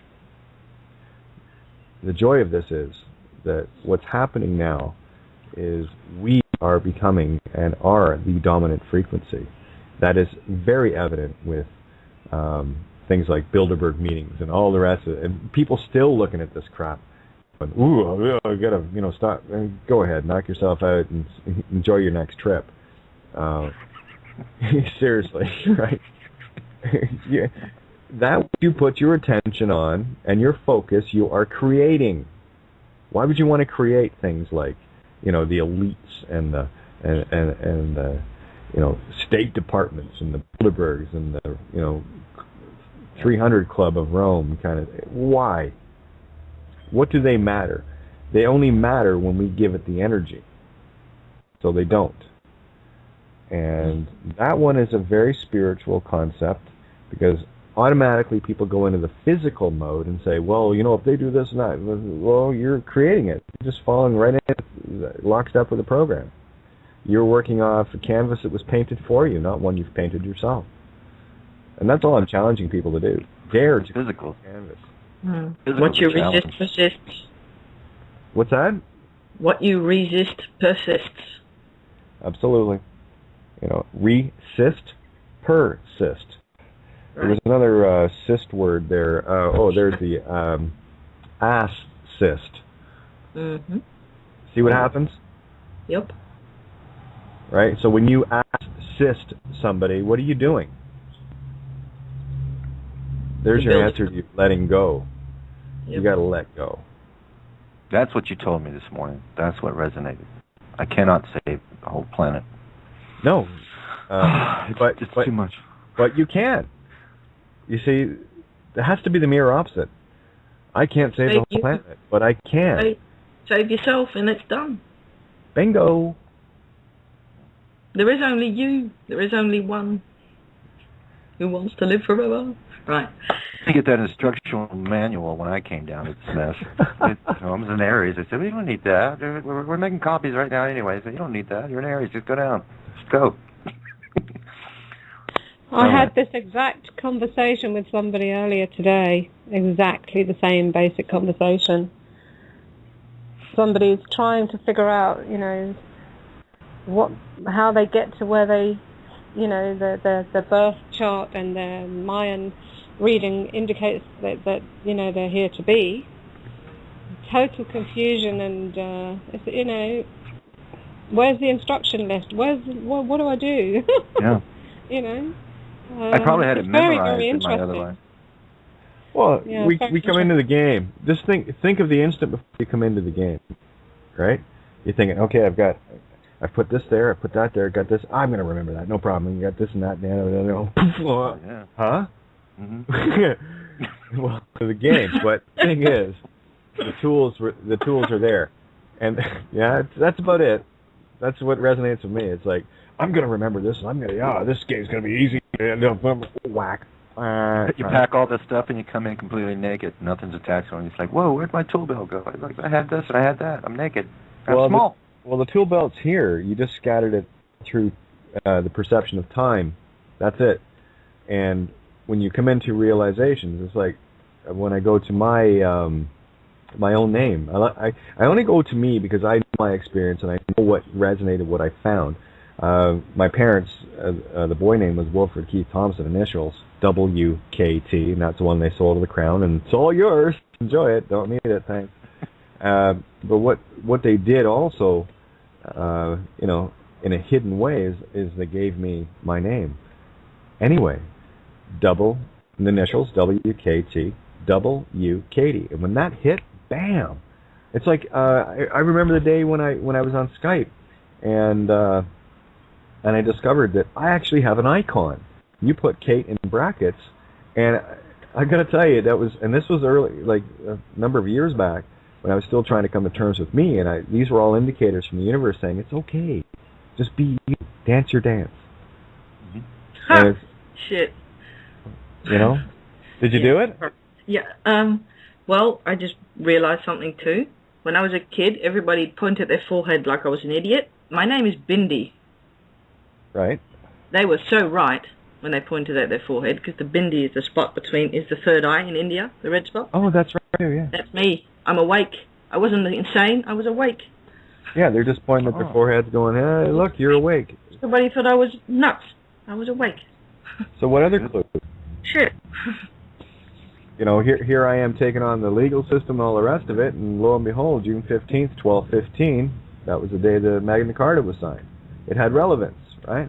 Magna. Got it? Magna. Shit, yes. Magnetic. Divine feminine. Okay, bring those laws, the natural laws, back into balance. Yeah. The list went on and on of all these little, idiosyncrasies, these little coincidences, the synchronicities of it all. And those were, it's like I said, before I came here, I knew I was going to forget everything, so I dumped the entire purse, including the kitchen sink. Okay, now you can't get out of it. But when we were talking before, Kate, you had read my little thingamajiggy, and you were about to read yours. Oh, yeah. And then our call dropped. I was wondering how... Oh, yeah. Oh, shall I? Yes, can you please? All right. It would be a treat. Pick the page here, and let me go to that for you guys. But tell everybody what it is. Oh, yeah, guaranteed. I've just got to open up the... this was the link that Miranda... Oh, by the way, I wonder if Miranda's in. I'm sorry, I'm such a bitch. Yes, Miranda's there. I didn't know Mike. I'm such a... Oh. Hello, lovely. There you are. Okay. This was the link that Miranda posted.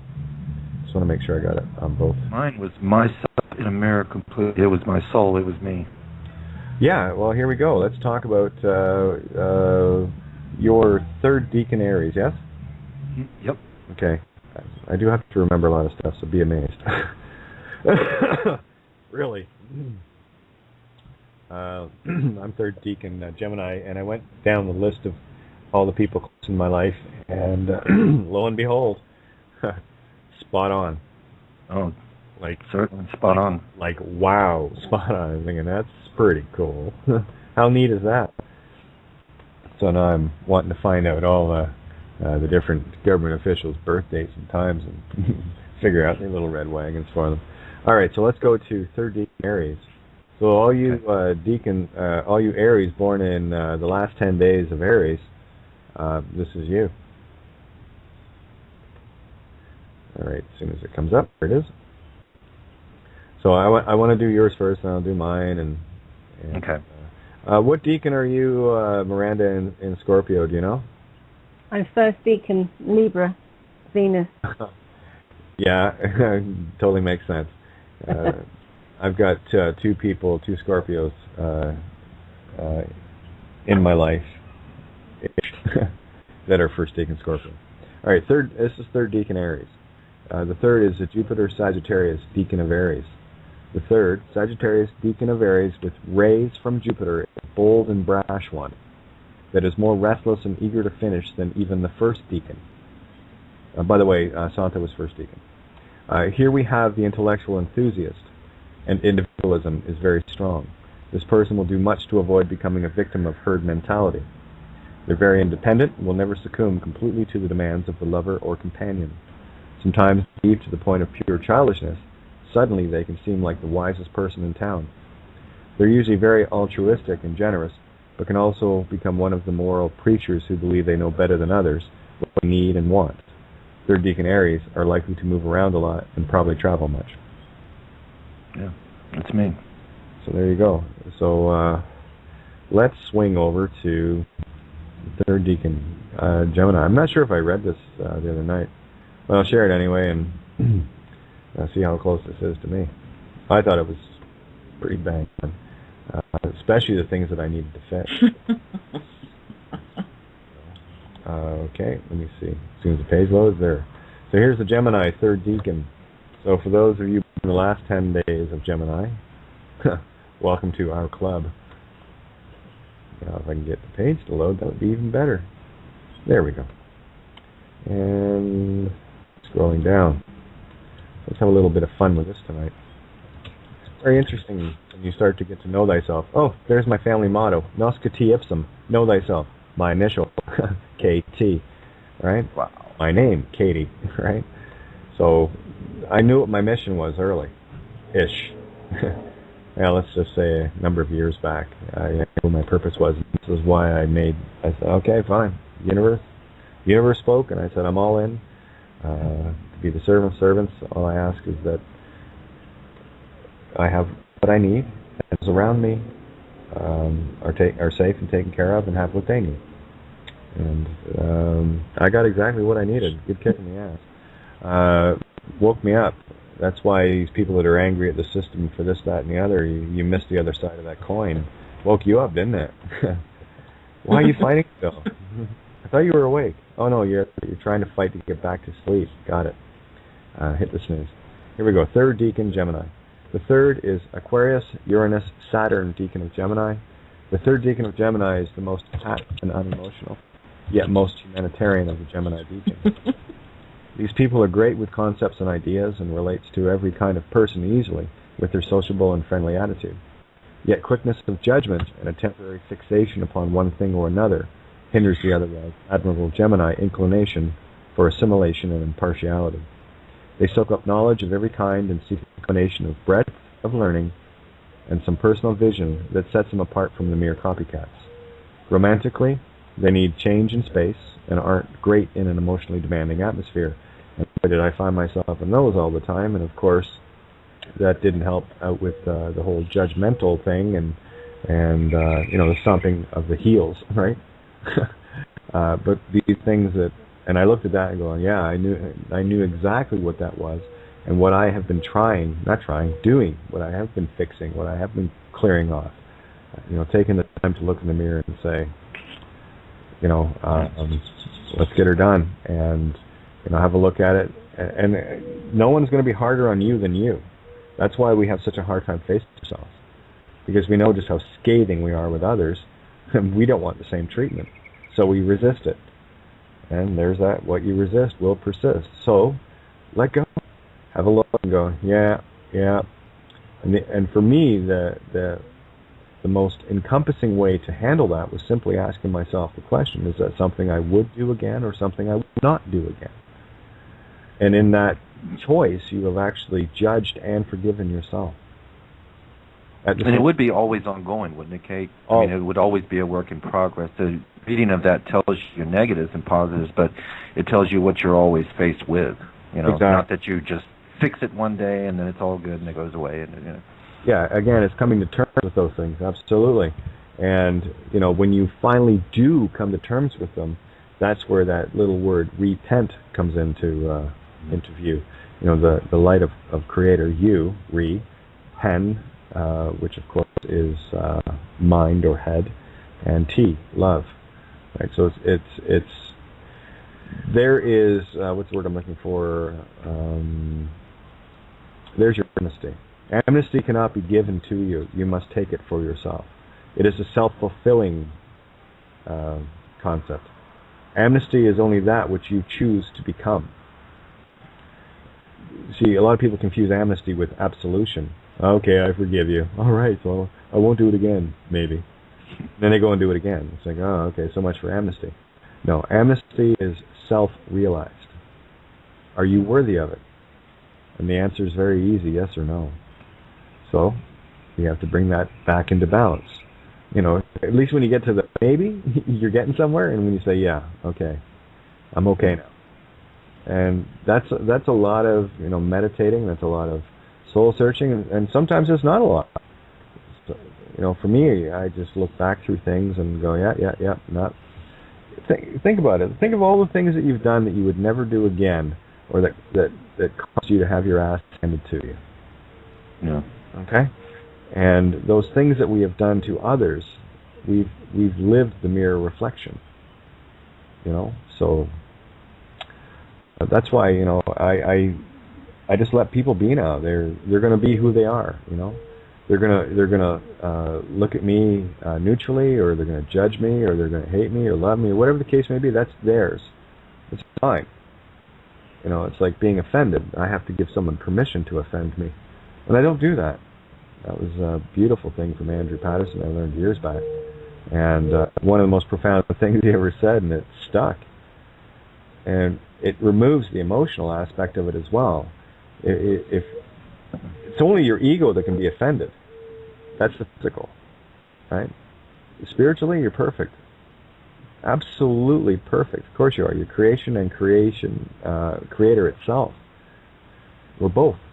We are the sum of our creation as created by ourselves. So it's true. We just have to change our perspectives. At least for me, that's what I did.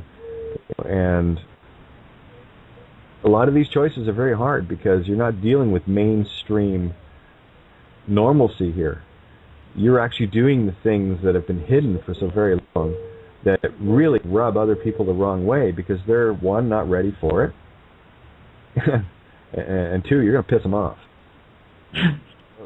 So you better not to say, you know, anything. Just be the light, and the moths will come to you. Right? When someone is in the process of rescuing themselves, they're going to let you know. And you're going to know just by their actions. And then you have the other ones that are out there flailing in the water going, and you can tell the flailers are the ones that are still fighting the courts, still fighting the, you know, the government, still fighting this department, that department, vengeance, vengeance, vengeance, right? They're the ones that claim to be awake, but are so fast asleep because they're still caught in a fist fight. Fist fight, hold the light, or carry out the dead. So where's the hold the light? It's dead center. So if you're on fist fighting or carrying out the dead, slave, side of things, you know where you are. You know that you're out of balance. There's a perfect gauge. Are you holding the light, or are you beating the shit out of, thinking you need to beat the shit out of someone because you were done wrong by? Were you not there? What part of the equation that you being there is not your responsibility? You know? So, yeah, and then of course the carry out the deads are, you know, they're the ones that are quite happy to, you know, go along with the system and, you know, suck on the horse tits and you know, not make waves and pay their taxes, and, you know, that's harming other people, and that's the dead carrying out the dead. That's your court. All right? The courts and the churches are the carrying out the dead. So now you need to know how incredibly rare and special you are. How absolutely bright you are. Pretty cool, huh? Really cool. So, and that's the only message I carry. I need you to see you. You're stunning. Absolutely gorgeous, beautiful, perfect, divine masculine in unity, twisting like a galaxy, doing the tango in space, baby. I got no time for the rest of this shit. And this is, it's all drama. It's all, you know, here we are, all the world's a stage, all players, and, you know, what's your role? We've got to come from the audience, there's your carrying out the dead, to the performers, the fist fighters, to the final director, who's calling the shots for the whole show. The holding the light is finally becoming cause in balance over the rest of the universe. And the universe will twist and turn for you.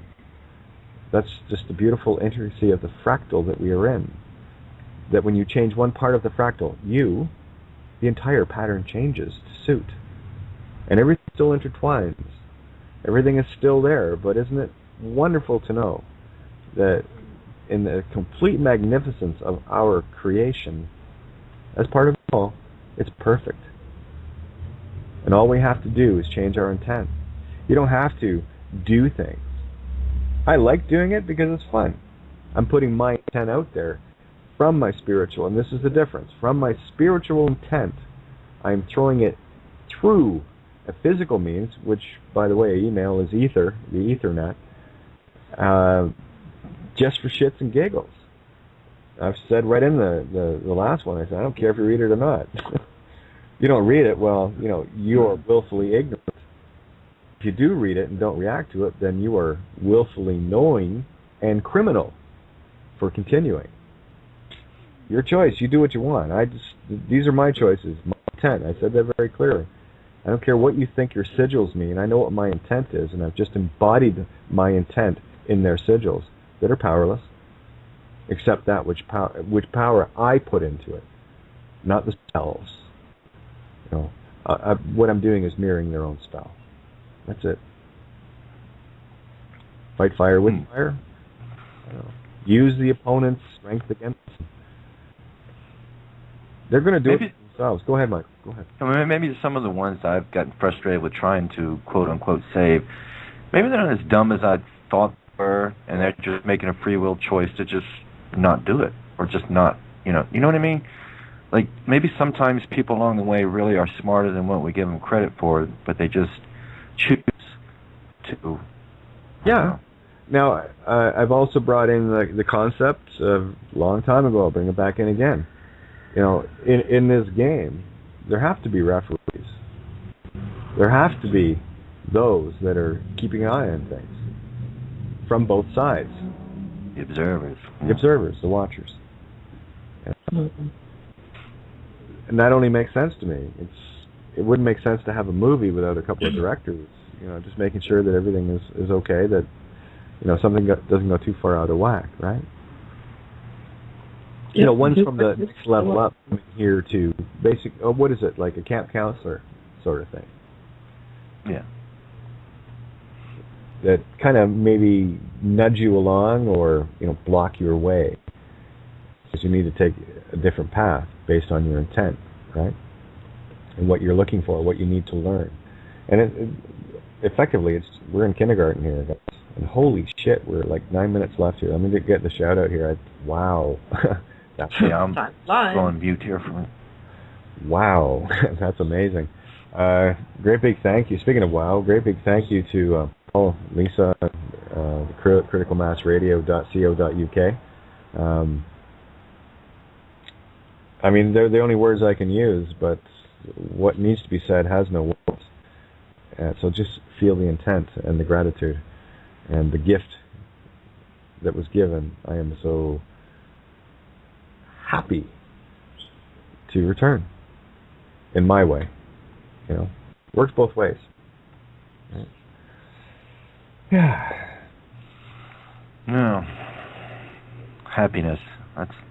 We all strive for happiness. Happiness in these places I thought would never dwell.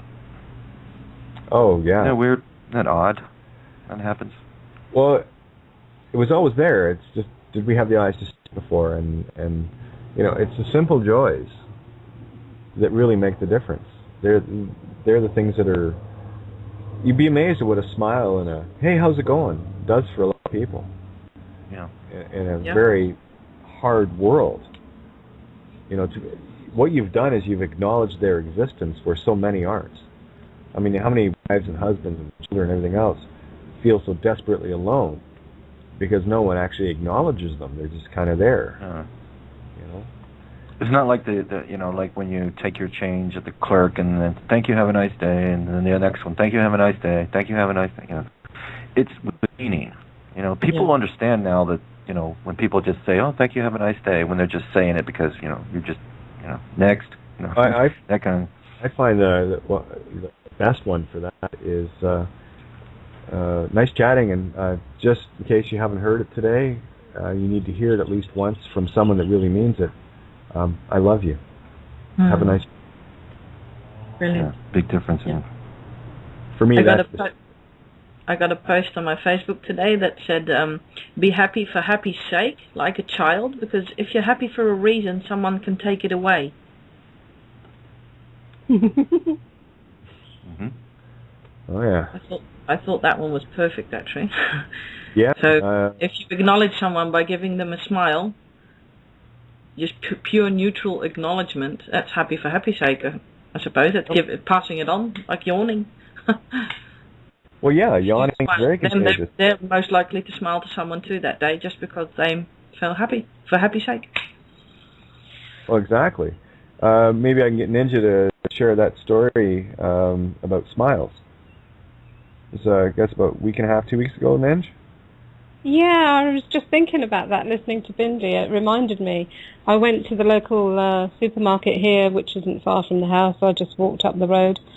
And as I went to pick up a shopping cart, there was an old man coming towards me, walking with sticks. And for some reason, we made eye contact, and I gave him a smile, not a toothy grin, just a smile. But we made eye contact, and he smiled back at me. And then I went to get my car, and I went into the store, and I realised, oh, there's the same man again. Smiled again. Went around, saw him again, smiled again. Went around again, another aisle up the way. There he is again, coming towards me again. And I smiled at him again, and he smiled at me again. And finally I left the store, went out to put the cart back, and started to walk home, and walked through the car park, and there he was, sitting in his car. Smiled again. And this time I gave him a big toothy grin, and he's like, oh yeah. And as I was walking away, I asked myself, what was this connection with this man today? And I heard, the answer. He won't be around much longer, and he needed that. That's the difference you all make with ourselves. Crazy, huh? Yep. Yeah. You know what I like about smiling too? Every time you smile for someone else, you get this endorphin boost.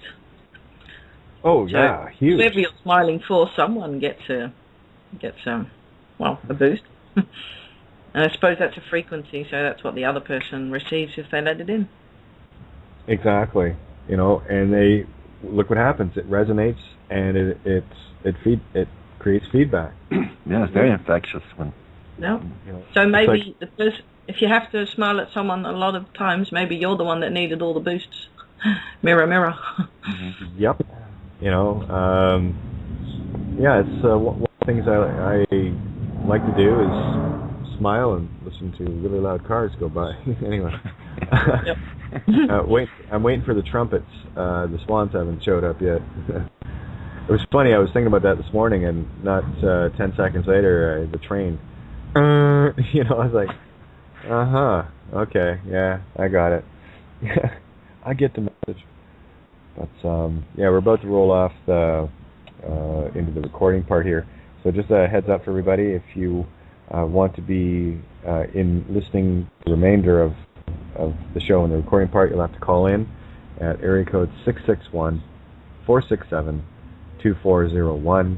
And, of course, just refresh your page that you're listening on. If you want to Skype in, and just click on the Skype button, and it'll link you direct to the board.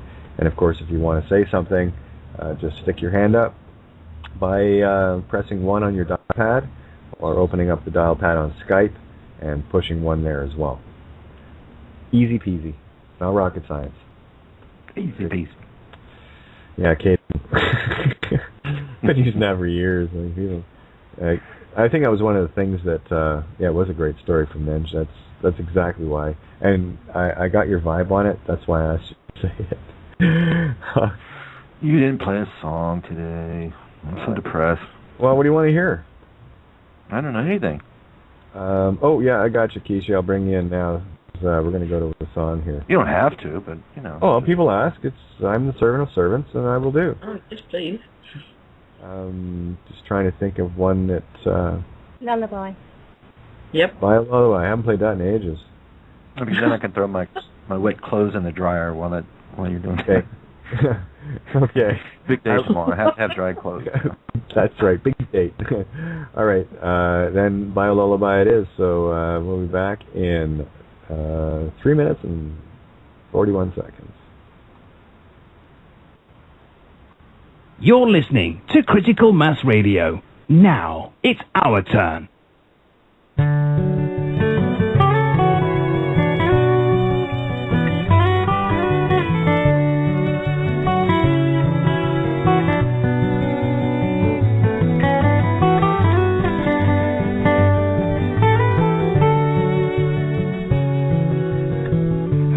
now softly, can't you hear? Mockingbird, she must be near. She sings her song, the bio lullaby. Misty morning, lazy sun, broken only by the river run. Mississippi River, take me in your arms. Take me in your arms for just another day. Floating by, I can clearly see Baton Rouge to eternity, New Orleans backwards into time. The Delta blues are more than song, broken dreams long lost and gone like a cotton field, laying falling by the wind. But that's the way it is, that's the way it is. Wouldn't want it any other way. Friendly smiles enough to say, yeah, it'll be alright, and I don't have to worry none. Friendly word on a passing wave makes southern sense when I'm away, and I'm just glad I'm back where I belong, back where I belong.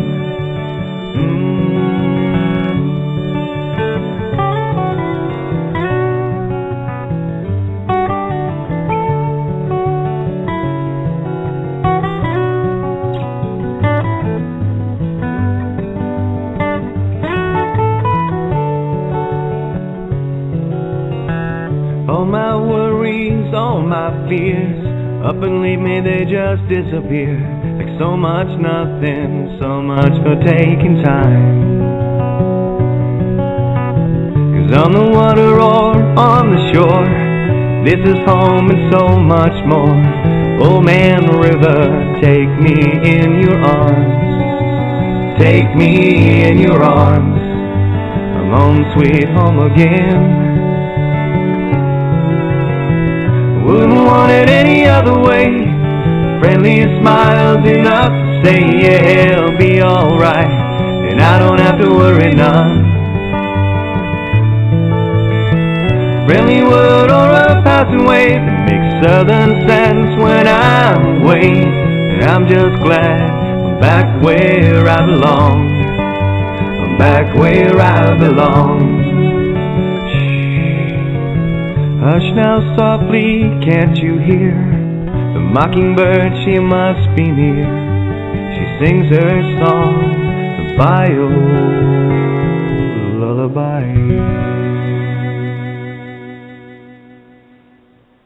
You're listening to Critical Mass Radio. Now, it's our turn. Well, there you go. Thank Just like you. that. Oh, no problem. And she sings her song. Happy to oblige. Yeah, I was tinkering around on the guitar today. I hope so. Yeah, I got some neat new Gotta ideas. do that. Oh, I know. Gotta do that. I do. And Brian just tagged me a little while ago. I haven't been over to the site yet. He gave me a link. He was tinkering around with Like an Angel. I think he said he threw some keys and some drums on it, and kind of curious what he's done with it. That's one thing too, and I will say this. Excuse me. All my tracks are done to click. Oh, that was clear there. That was. Yeah, they're all done there. Oh yeah. I just picked it up, get it warmed up. You've been sitting out here all day with me. That was nice.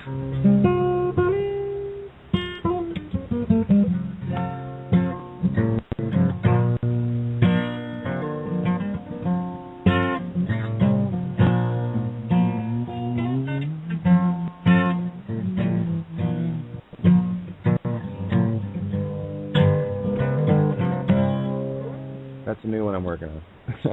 Oh, damn it! Now you. I know, eh? Oh, it's not done yet. Just teasing us. I know. As soon as I get it done, I'll play it for you. It's there. It's just I've got that's the chorus of it out the other night. It's there. and I'm waiting for the verses to hit. They haven't hit yet. Oh, it's all up in there in your head. You just wait for the download. I'm just waiting for the download. That's all.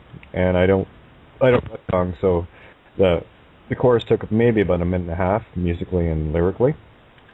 And sometimes, they all come together at the same time, and sometimes I have to wait for, the other half of the song, the verses. It'll hit. I like that one, though. Yeah. That was just a few seconds, but I like that one. Yeah, it's kind of got a neat rhythm to it. Yeah, just jam it out for a little bit for you guys. We're recording it, right? So, it's Sunday night. Just doing my thing. I love Sundays. Yeah, they're pretty mellow, eh? Yeah. It's funny too. You asked for Bio Lullaby because I was tinkering around with that today. This is another right key for it, but goes. Here's Bio.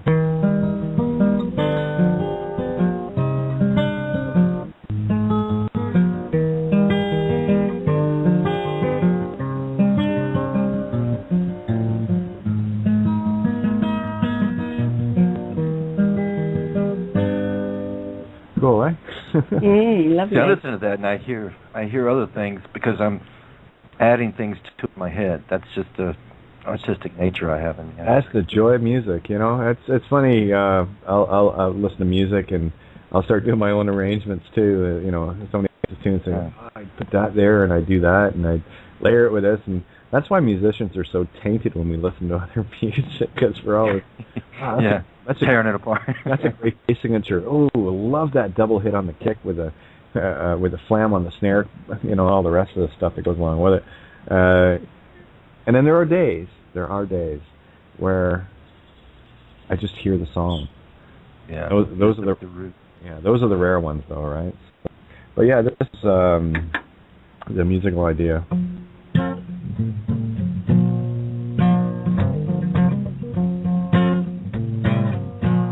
Ooh, I like that.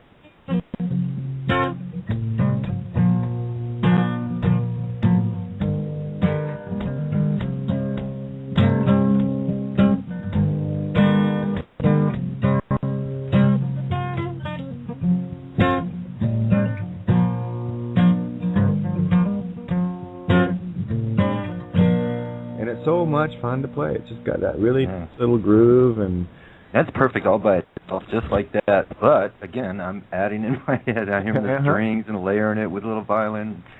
Oh, I'm doing the percussion then. Are you? Yeah. See, all together we got a. All right, who's got the horn section? We've got a band here. Yep. Yeah, it's just like it opens up the mind. It just boom, Yeah. Explosion of blossoms. Well, any music you've never heard before clicks the amygdala forward into the more, what do you call it? The part of the brain. Won't be much longer now.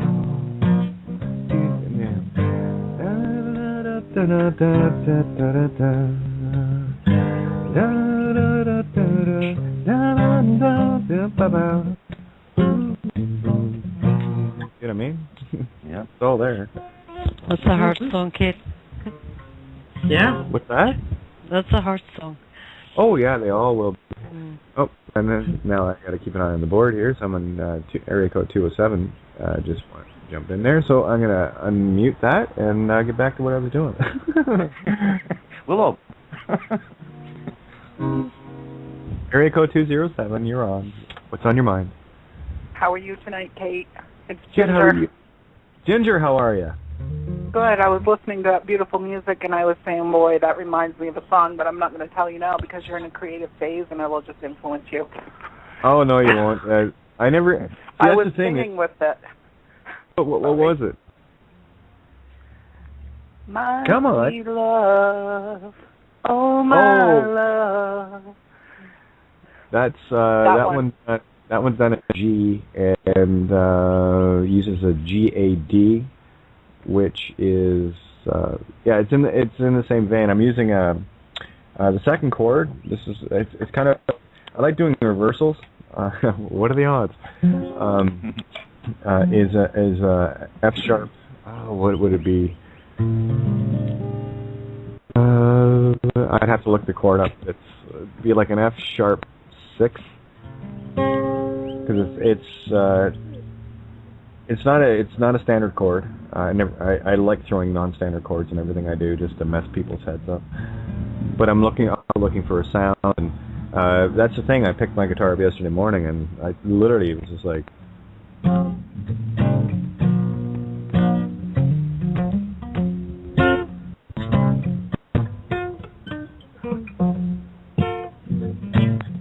Just like that. That was it, and it's like, oh, that's kind of cool. You know that part that goes dun dun dun dun dun dun. See, I'm hearing like the orchestra part of it doing that same thing in certain spots, like dun dun dun. You're talking, or the that right there. Yeah. And I top violin the same. Dun dun dun dun dun.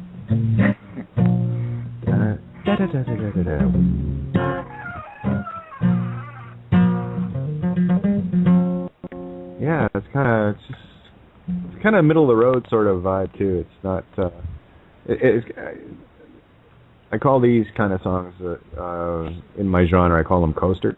They just kind of cook along and they just take you on a ride, and then when they're done, you're kind of going, oh, I'm gonna ride that again. You know. You can ride them anytime you want, which is kind of cool. I'm actually trying to think of. I wish I got to get to the unit and grab. I've got boxes of lyric sheets and stuff, discs with all my lyrics on it, because I've got such a limited amount of songs here in my songbook. I've got now maybe about 60 or 70 here. Wow. But only maybe about 15 or 20 that I play. I have to go back to the other ones and rework them again. Because I haven't played them in years, so. That's why I had to vacation there with you sometime, because really like, getting away in peace and just zoning out, man. Harmony and yeah. It's like I told you today. There's nothing I love more than for someone just to show up and say, "Kate, let's go. We're gonna go out for a while." Yeah. I think where to? I don't know. Doesn't matter. Doesn't matter. Let's go. Let's just whatever. And who knows? One day it might happen. There's my Your tune's pretty much a road movie tune. That's what I had in my head. That's what I saw while you were playing, kind of like a road movie, sitting behind a big steering wheel, just pretty much just cruising somewhere. Yeah, or on horseback if you want to keep it environmental. But yeah. That's a... traveling. Yeah. I'll shift the key down.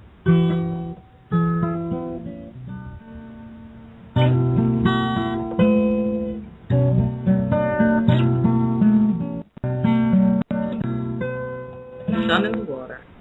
Yeah. That's exactly what I was thinking.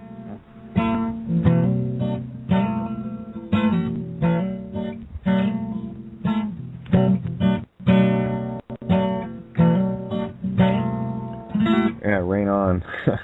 Oh, yeah, you see the glimmering, like she was saying, the glimmering water, the shining, and the birds flying up in there, straight up. All right, we'll carry the conversation for a second. I'll go grab the lyrics for Rain On. I'll give you guys a live tune tonight. Oh, yeah. Oh, yeah. All right, get a treat. Yeah, Sunday treat. I got to pop in and grab my lyric book, so... Lucky talk amongst yourselves. I'll be right back. Okay. She left us. Well, yeah, the guitar is just, every time I hear somebody sit there and do that, and it's so much of what I wish I could do.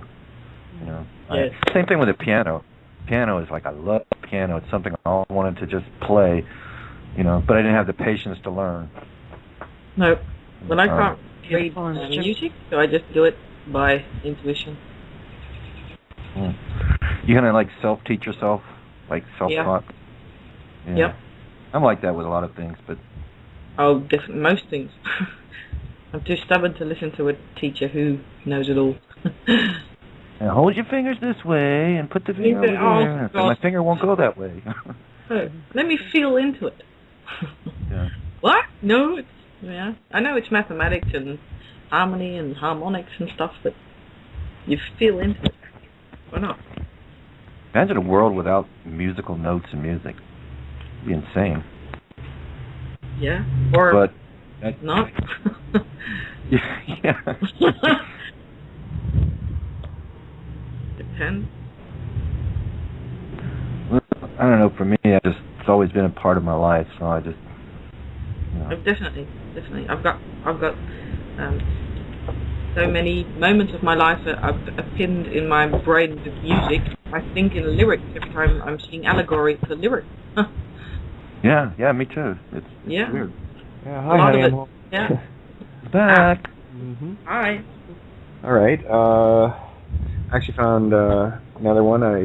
Since I played it in the recording, I might actually do it live. I had to dig that out of the treasure vault, I'm sure. Right there with all the dust and stuff on it. Cleared out. It's not so much dust as it was in the trunk of my car, and a lot of the lyrics got rained on, so thus rain on, right? So, sweater. Well, play that dimensional tuning fork. Yeah. All right, fingers, and I even took all my nails down. You know I'm dedicated when.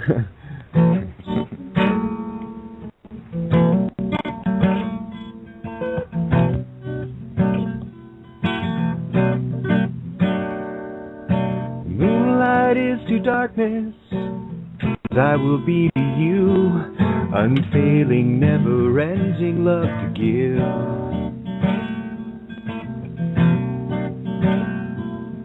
If life is just a puzzle, then you're my missing piece.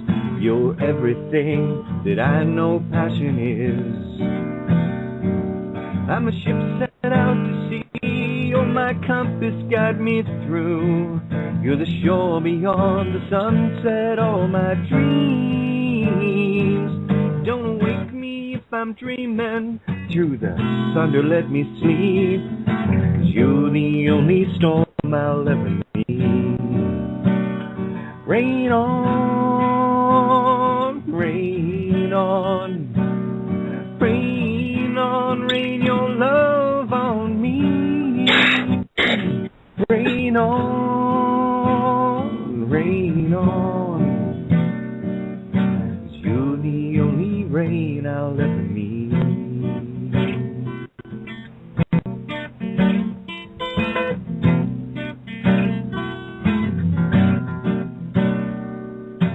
Morning is to sunrise. You are now to me like autumn is to a falling leaf. If my sentence is a long one, your heart my prison cell, well then lock me up and throw away the key. I'm a ship set out to sea, you're my compass, guide me through. You're the shore beyond the sunset, all my dreams. Don't wake me if I'm dreaming. Through the thunder, let me sleep. 'Cause you're the only storm I'll ever need. Rain on, rain on. Rain on, rain your love on me. Rain on, rain on. 'Cause you're the only storm I'll ever need.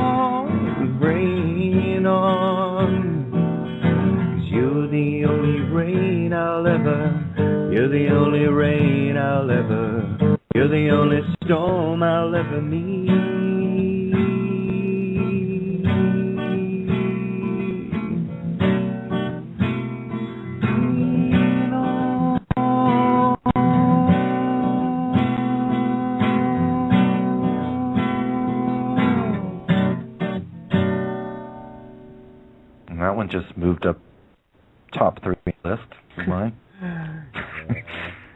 That actually made me want to make a drink, and I haven't drank in years. For some reason, that made me just want to mix a drink and sit and relax and sip. There you go. Beautiful, man. Yeah, Beautiful. Great. Beautiful. There you go. See what I mean about I can't plan this stuff. You just got to do it when it feels right. Ah. What a treat. Yeah, well, there you go, right? So, yeah, again, it's, I'm always leery about, because I'm vocally, just with a guitar, I can fill a room, so I'm really holding back. So that's I know, and I thought she's just picking this up here just on a spur of the moment, and the vocal's probably going to be, maybe, but I was like, whoa. Yeah, well, when I'm actually pumping that one out. Yeah. Again, it's we'll get on a boat and we'll go out in the middle of nowhere on a boat and just turn up the speakers real, Well, I have no problems wailing. It's just like the neighborhood and whatever, and don't know anybody down here, and just me being me, shy and whatever. So I just seriously, I don't want to bother anybody. Okay, that was lovely. Thanks for that. Oh, you're more than welcome, hon. I love nothing more than to listen to somebody with a guitar and their own voice. That's all I ever need to hear. I mean, you can add the rest for the, the full impact, but for me, that's always enough. Oh, totally. I'm the same way. Nothing I love to do than sit back and, listen to someone just letting go and seeing where the song takes you, right? And what interpretations I get from it, and the meanings, and what triggers me, and that's why I'm just a messenger. I just catch these things, and here they are. This is what I caught from Our Universe. How do you like you now? Because the song, when you hear it, you'll have your own visuals. It's like, well, Michael's made me feel like go mix a drink, right? So, you know what I mean? Yeah, but not at home. I'm mad at myself mixing it, out on the water and just zoning. Perfect. Kate, now let me see. I have to tell you some coincidence or synchronicities or whatever you want to call it. Right before you went to get your lyric sheet, and I heard you playing a little bit of that guitar. You know what song I was thinking of? What's that? I was thinking of Fire and Rain. Ha ha ha! Very cool. Oh, it looks like we lost Miranda here. I'll have to bring her into the call. Rosanna. Hope she did. Oh, did Rosanna try to do that? Miranda fell off. Oh, missed call. Okay, one sec. Let me just get you guys going here. Talk about multitasking. Yes, the Blu-ray, absolutely, yes. Tobias will be with me tomorrow night or Tuesday. 11 step to show new messages and after conversation. Oh, you'll have to reboot. Tell you what. Let me just get Rosanna back in. Looks like she fell out. Give the instructions again. Just rejoin the call. Don't call me. Just rejoin. Okay. And did I get? I've got. Okay. Just want to go down for Miranda here, and not sure why she. Well, if she fell off the board while she was in the recording, she won't get back on. So let me just do this. See if I'm paying attention. Oh, Rosanna. Okay, I tried calling and it's not working. Miranda. There we go. Let's see if I can get Miranda in here. She probably missed that tune, but I've got one more up tonight, I'm sure. Thank you for bringing me back. There you go. I just got your vibe, hon. Sorry about that. Usually a little quicker on the uptake, so I tried to bring Rosanna back in, but she'll just have to rejoin the call. Trying to see. Wonder where Steve is. I haven't had. Oh yeah, Stephen. Yeah. Okay. Yeah, you'll have to listen back to the last one, Miranda, but yeah, I will. I've got one or two more left in me here. Let me see. Yeah, Skype is very flaky tonight. Made a really good batch of tea. I wish I could share it with everybody. What kind of tea? It's by homebrewed, regular tea. Excellent. I'm a teetotaler. I love tea. Yeah, I'm a tea fanatic. I drink tea all day. I love it.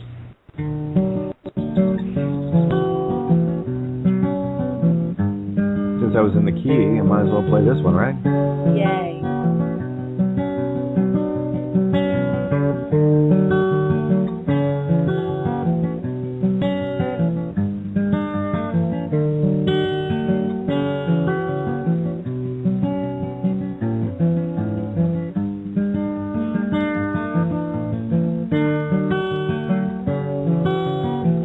Hush now softly, can't you hear? The mockingbird, she must be near. Sings her song, the bio lullaby.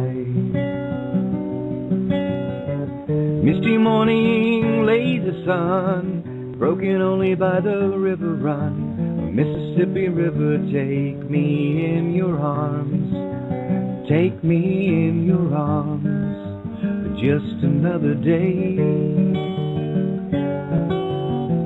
Floating by, I can clearly see, from Baton Rouge to eternity, from New Orleans and backwards into time. The Delta blues are more than song, broken dreams long lost and gone, like a cotton field laying falling by the wind. But that's the way it is, that's the way it is. Wouldn't want it any other way. A friendly smile's enough to say, yeah, I'll be alright, and I don't have to worry none. Gentle word or a passing, oh, get it right. Gentle word or a passing wave will make southern sense when I'm away. And I'm just glad I'm back where I belong. I'm back where I belong. You can always tell when I'm thinking about a song. That's when I screw it up.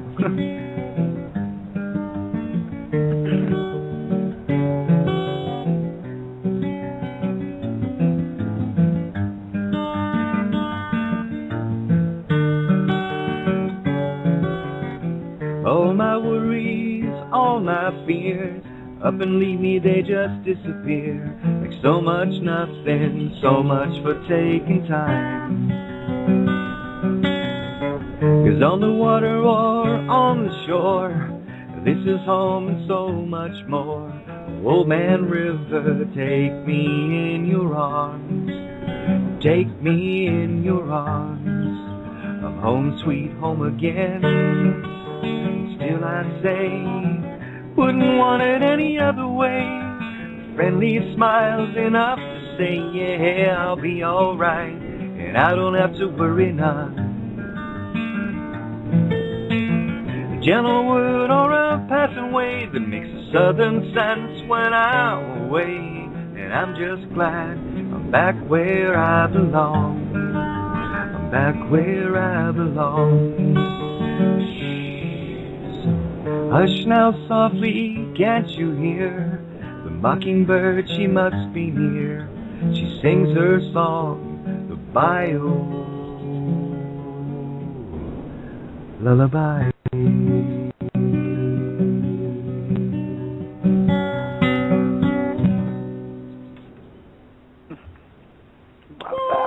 Yes, play. That way you know it's live, not Memorex. Yeah. I was looking for the applause button. Oh, yeah. Where we get the cheers. Yeah. Canned laughter. Oh, it was great. Yeah, and the crowd was crazy. Full stadium. Actually, the crowd is crazy. Yay. Couldn't find the mute button there. Oh, yeah. Well, don't worry. If you have buttons, I'll find them. I'll push them for you. Promise.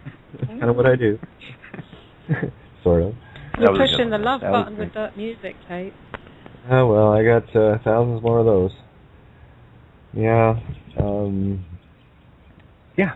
So there you go. I like your new lyrics. Which ones? The ones you read a little bit of it yesterday. Oh, yeah. That's the lyric or the tune thing I was just playing there. That's the one I'm working on.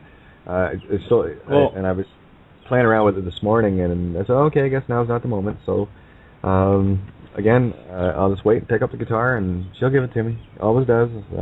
Again, it's a dance. You have to be patient. I let the universe lead. That's letting the divine creative feminine be danced, right? That's the allegory. Song catching 101. But boy, can you get people in that place? Well, you can sometimes, but... Isn't it true if you can play the guitar well, you can also adapt to the piano and learn that too easier? Oh yeah, I play piano. Do you? not great, but I've written lots of songs on piano. I can make it look like you'll think I can play. I know enough. I wish I could. It's that reminds me. I've been wanting to pick up my keyboard. It's over at a friend's place. Just get it out again, and I love that keyboard. It's full weighted keys, and it's just like a real piano. And got all the bells and whistle sounds and all that stuff. No, this one is. I think it's only got maybe about. Let me see. I'd like to get one. I had a really nice JV80. They sacrificed all the programming for sound patches and waves, and of course I lent that to a friend of mine that was working on Halfway Home in the studio with us, and I lent him a couple of my best mics. And I was going to say, which friend ran off with that? Well, again, drinking problem, and sold my stuff for booze money.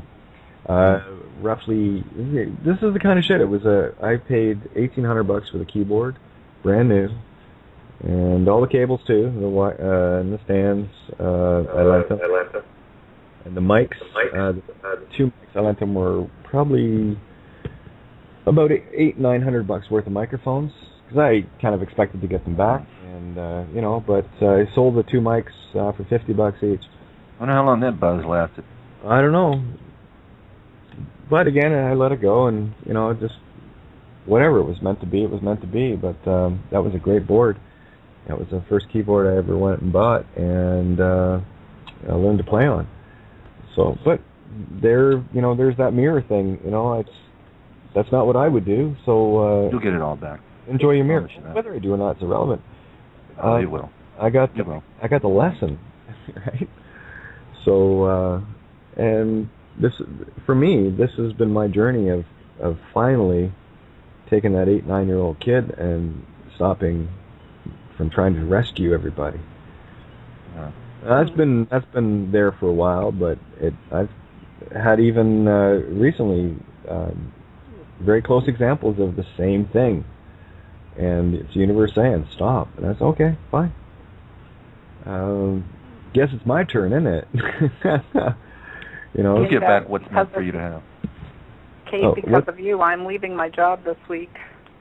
Oh, I'm sorry. I didn't mean to awaken you. What's up? Friday is my last day. Wow. Yeah. I remember I talked to you about my 8 years with no vacations, giving everything of myself. Mm-hmm. Had enough, have you? Swim away. Swim away. Swim away. And then, of course, swim away. And then the big yellow taxi's gone, right? You don't know what you got until it's gone. Right. Pave paradise and put up a parking lot. Well, there's your parking lot. They can have it. Well, it's just, I mean, I've been, like I say, been on a Kate Fest for a few weeks, and only realized that I could actually catch the live show. Who knew? But I was like, thinking about all these things because I was right on the edge of it and trying to figure it out, and it was just, the things that you say, they're just so, profound. It was that I wasn't paying attention. I had my nose right into that so closely that I couldn't get. And what do I always tell people? This is what I tell people: get back away from it. Look at the big picture. You have to get way away from it. Go as far out as you can so you can see that it's just a little tiny thing, and then figure out from that, what should I do, right? And don't look at it from the close perspective, because you'll never see it. And I never saw it until you opened that, and I was like, oh my gosh, I am like needing to do something here. It's amazing when you see it, and this, yeah, it's a long way back, isn't it? You got to get the pattern of taking care of people, and I've thought a lot about that too, because going back to like, where did this start? Because it's like, where did I get that belief? And how far back it was. It's probably in another life too, but in this life, probably when I was 4. And it's because, my sister was born, and my mother convinced me that was my responsibility, to take care of my baby sister. And I took care of people ever since. It's amazing, eh? I mean, really, seriously, never thought about not taking care of other people. Well, yeah. Again, it's a change of intent, isn't it? It's not so much that we don't. Yeah. Right. It's not that we don't want to take care of people. It's there's the fine line of, are we taking care of them, or are we hindering them from learning what they need to learn, and finding that middle road. It's, if someone asks for a hand up, that's different. That's very different. And well, it was like that, but then the thing that happens with me, and that I had to accept and see, was that it gets to the point where, okay, now that part has been fulfilled, the part that was needed is done, and it was the letting go thing. And it was the cancer the crab. The other night when you had a bunch of people in there and you were saying, we have everything, we're just missing cancer the crab, and I was sitting here going, I can't call in tonight. But I was the crab. I was sitting there listening. The feely. Huh? The feely, the crab.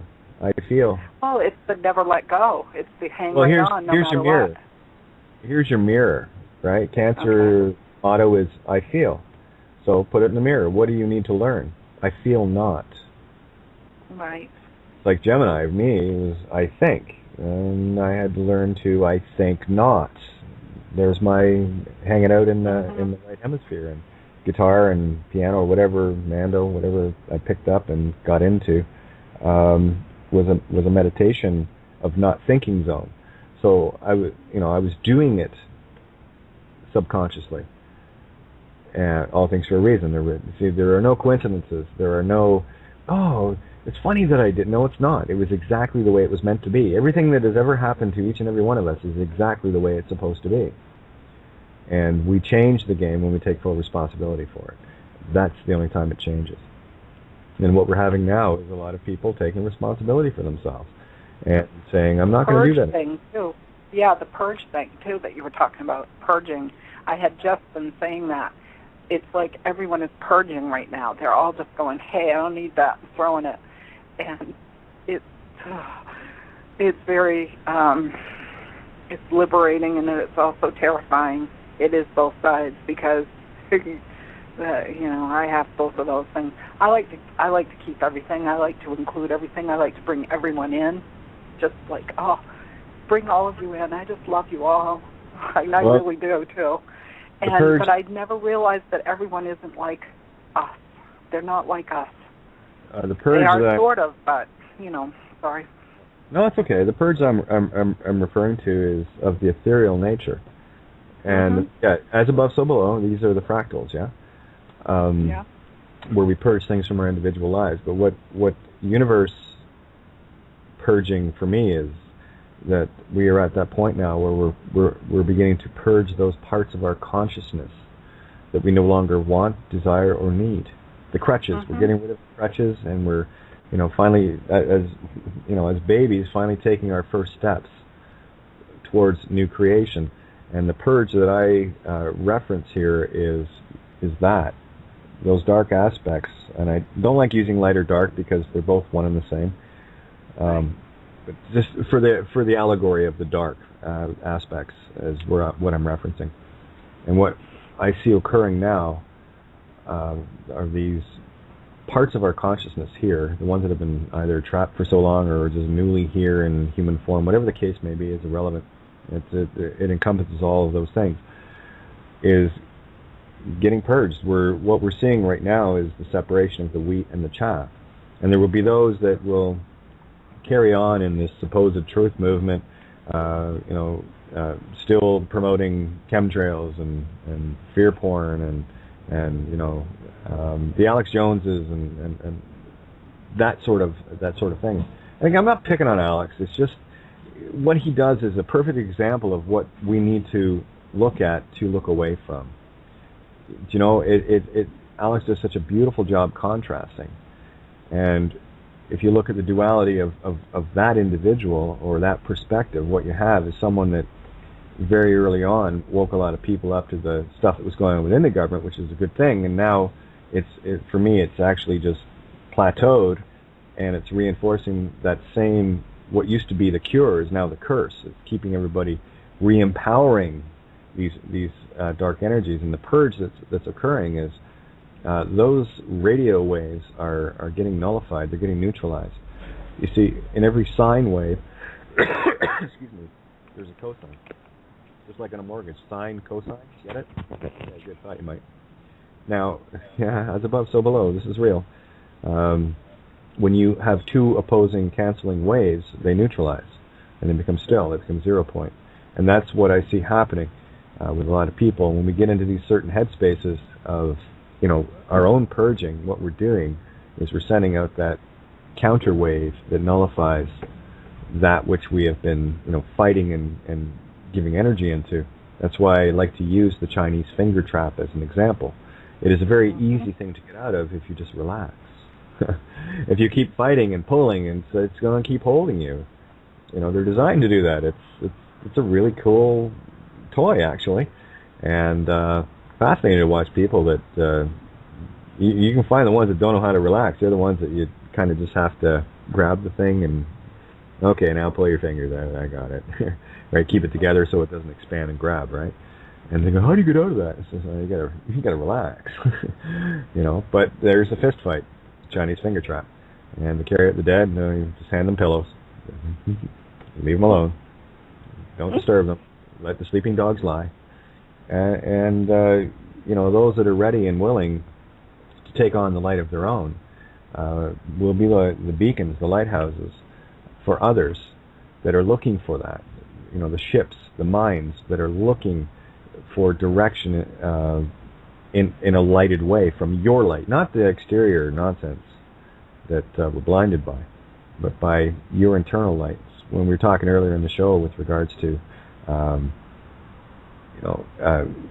relationships in terms of love or whatever, as I said, for me, it's not about being fixated on the physical aspect of someone. For me, it's irrelevant. Love is, and that's it.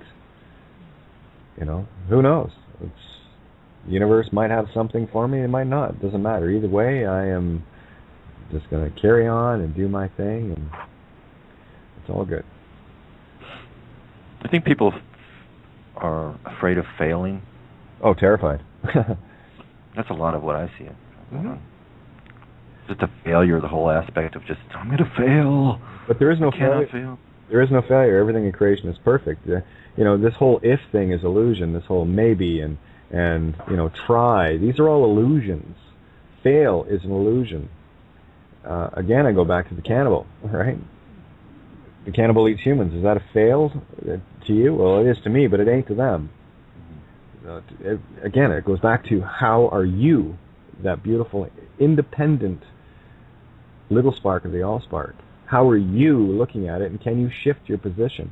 Can you take on the perspective of another and another and another? Because I'll tell you, the more perspectives you can share with others and take on to yourself, you're just adding to your own viewpoint. So that little slit, that millimeter-wide slit you've been looking at the Mona Lisa suddenly becomes 3-4 inches wide, and you're going, oh, it's the Mona Lisa.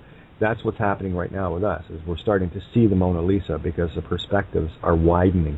We're taking on other viewpoints, not combating them. We'll vote for. Look at the whole election thing, right? What a farce. Well, pick Republican or Democrat. Are you kidding? Pick liberal or conservative. It's pure duality. And of course, you have those that are pledged Democrats and those that are pledged Republicans, and who the fuck cares? Exactly. I think most people know it's a total joke. I mean, well, even if they don't act like they know, and they just don't want to talk about it or something. And then the other thing I was gonna say is even people like Alex is annoying and stuff, but even he lately, like once in a while, he gets pretty open-minded lately too, here and there, and you're just like, whoa, did he just say that? I don't know. It just seems like in general people are digging deeper and getting weirder and more open-minded. I don't know. It's weird. Across the board, I guess, is what I'm saying. It's either that or Alex is getting my ethereal waves. Shut up. Yeah, no, definitely. I mean, it's not worth talking about that part. Everybody knows what you mean. I agree. But I was just saying, like, you hear even touches of it, and that is all I'm saying. So it's like getting out everywhere, kind of. People tending to be more open-minded, I think. I'll tell you where the real victory is going to be. It's when you can walk in, into the Bible Belt in the U.S., and you'll have these. I was telling Michael, here we go. Just for fun last night, I threw in Borat. Oh my God! And what a I got to tell you, it was a lot of shock humor when I first saw it. But I tell you, it was over the top. I couldn't sleep. I was, awake till about 4:30 this morning, but couldn't shut the engines down. But anyway, there's one scene where he goes into this Pentecostal type church thingy, and he plays right along with them. And oh my God, just to see these people, and that's, I'll tell you, the paradigm shift is going to happen when I hear of these people going, "Hey, have you seen Bill Donohue's latest video?" That's the shit I'm talking about. Mm-hmm. Absolutely. That's about it. Shift and focus now, and that's it. Oh yeah. Look at it, leave it alone. You've already looked at it, leave it be now. Move on. Very simple game. Yeah. Can you let it go? Can you let it go? The only one holding the chain is you. I know I was holding mine. I said, I'm done. No more resist. I now exist, right? Get rid of it. So that's my perspective on it anyway. Hey, Ginger? Yes. I heard what you said to Kate when you started about how, you left your job. Yeah. And the way you worded it was that you left your job because of Kate. That's not really what you mean, is it? Well, no. No. What I I'm thought I saying wanted to just mention that because we do things. Hello. We do things for ourselves because of ourselves, not because of anyone else. I just wanted to point that out because it kind of stuck in my head and it was irritating me. So I'll just finish now. I'm muting. The thing is that with language, and I'm tuned into language quite a bit actually. I've had a lot of background in various types of communication as well, but it's hard to speak about things that really words don't cover, and I think that's what a lot of when you folks get together and talk about things and go over different concepts, I think it's part of the reason why it might be difficult for some people to understand is because the language doesn't really cover the what is. Most things that are really deep and profound, a word doesn't work. And so I sometimes don't say the words that I mean. What I meant to say was that because of Kate's openness and the blinding mirror. There you go. Yeah, you the said it. blinding Thank mirror, you. whatever it was, but it opened up that I couldn't see, and it made it so that I could see it. So in a way, yes, Kate was a catalyst for that. So as far as making me, no, I totally believe people make their own decisions and everything they do, and they're responsible for themselves. Yeah, that's what I know. That's what you meant, but that's not what you said. And I wanted you to say it because Thank you. Well done. I never know half the time what comes out of my mouth. Honestly, I open it and I say something. Sometimes just because if someone responds, then I know where they're at too. And here's the thing, it isn't like I do it to trick them or anything. It's just the way it is. Yeah. Hey, Ginger, here it is in a nutshell. I would never want to take credit for your victory. Well, no, I know that, but I'm just telling you that I appreciate it because the fact that you took the time to talk to me that night when I was feeling pretty badly and not understanding, it opened it up so that I could see it very clearly. And difficult. It's difficult, as you know. I know that you know because you've expressed it. It's very difficult to leave somebody that you care about, but it's the same thing as what you said. Swim away. They're going to drown you. They're going to drown you if you stay. So. And only the people in that situation can see it for themselves. And that's why with you doing what you're doing, those are beautiful choices to take upon oneself, because only you know your experience. And all we all can do together and collectively is become the mirrors for each other and be whatever light we are. And I'm looking for the resonance. I'm looking for the feedback loops. And when people do things when they take it upon themselves, that's your victory. Like, take the win, and that's all I'm ever asking anyone to do. This is the thing, is no one needs credit for anything, because that which we create is ours. And take the win, baby. It's yours. Well done. It's hard. It's hard to put heart and soul into something and really get invested in it and then leave it. It's very hard. Oh, for sure. I mean, we get caught up in crutches. You know, I was talking to Vicky on Saturday about a typical of the vast majority. Very rarely have I ever seen otherwise, but in the case of say relationships, whatever, people, women in particular, speaking from that perspective. That's why putting my home and everything on the line was so incredibly difficult for me, because that was my security. That was my divine feminine home nest. And, you know, cancer, I got cancer in me too, right? So people will not do anything, for the most part, unless they have a safety net. They've already got to have something in place. Prime example, my ex-wife, you know, when she came to tell me, I already knew, and she came to tell me, and I said, no, you already had a safety net in place.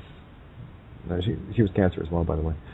And, you know, and sorry, I've been with you, 23 years, and I think I might know you a little. Yeah, you don't have a clue about me, but I certainly have, you know, paid attention and watched you. And you, like most other people I know, will not make a move unless you've got a safety net. So what we're dealing with these platforms that we talk are mainly with people that have shredded the safety net, said screw it. You know, there's got to be something better than this. And because if we end up falling back into these same safety nets all the time, we're just looping, we're just going circular, and we're not going to get anywhere. We're just spinning our wheels. So that's the leap. There's another perspective of the leap of faith. You know, can you trust yourself enough? Of course you can. We've been so, you know, degraded by system and indoctrination and programming and all the rest of it to doubt the most incredible aspect in the universe, ourselves. And all we're doing collectively, all of us, is bringing that to the table and saying, no, it's okay. You know, because you doing what you did is exactly what we've all done. And that's why it's your victory. And we do it together as we cast off these safety nets, and the hell with that. That's just, you know, onwards and upwards, you know. And Keisha, you jumped in there. What did you want to add?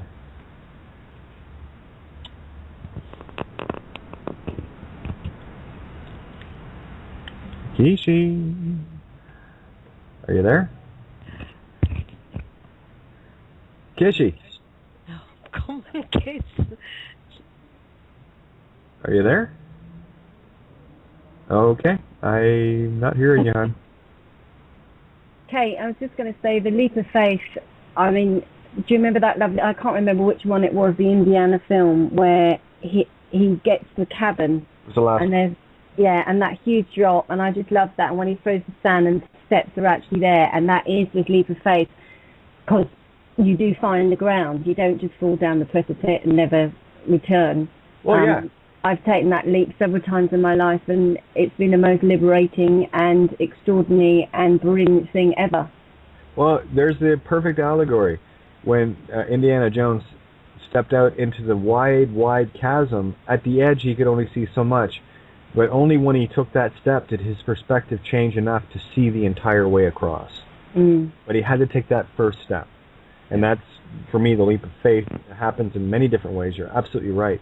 Happens in a physical sense, you know, be it, you know, say, screw the job, screw the relationship, screw this, I've just got to get on and get on. And because you know there's something pulling you. That's your divine feminine magnetic, kind of pulling you along, right? And the resistance you feel is that intention pushing back. So I look for that resistance. That's what I push through. And when you were talking earlier on, when we were talking about the masculine and feminine, when I had my breakdown or breakthrough and was incarcerated, I remember very much At one stage, I felt I was totally in my masculine, and everybody that I came across, the doctors and other patients, everybody that was in that hospital, I could see them as their dual self, physically, and it was really quite incredible. And then gradually, as I was coming out of that whole thing, they came into what they truly were. You know, whether they're male or female, but it was quite extraordinary. At mid-point, I didn't know if anyone was a woman or a man. They were so melded into their completeness. It was incredible, really amazing experience. Absolutely. You know, and there are so many different perspectives we can all share on this. Everyone's got these experiences.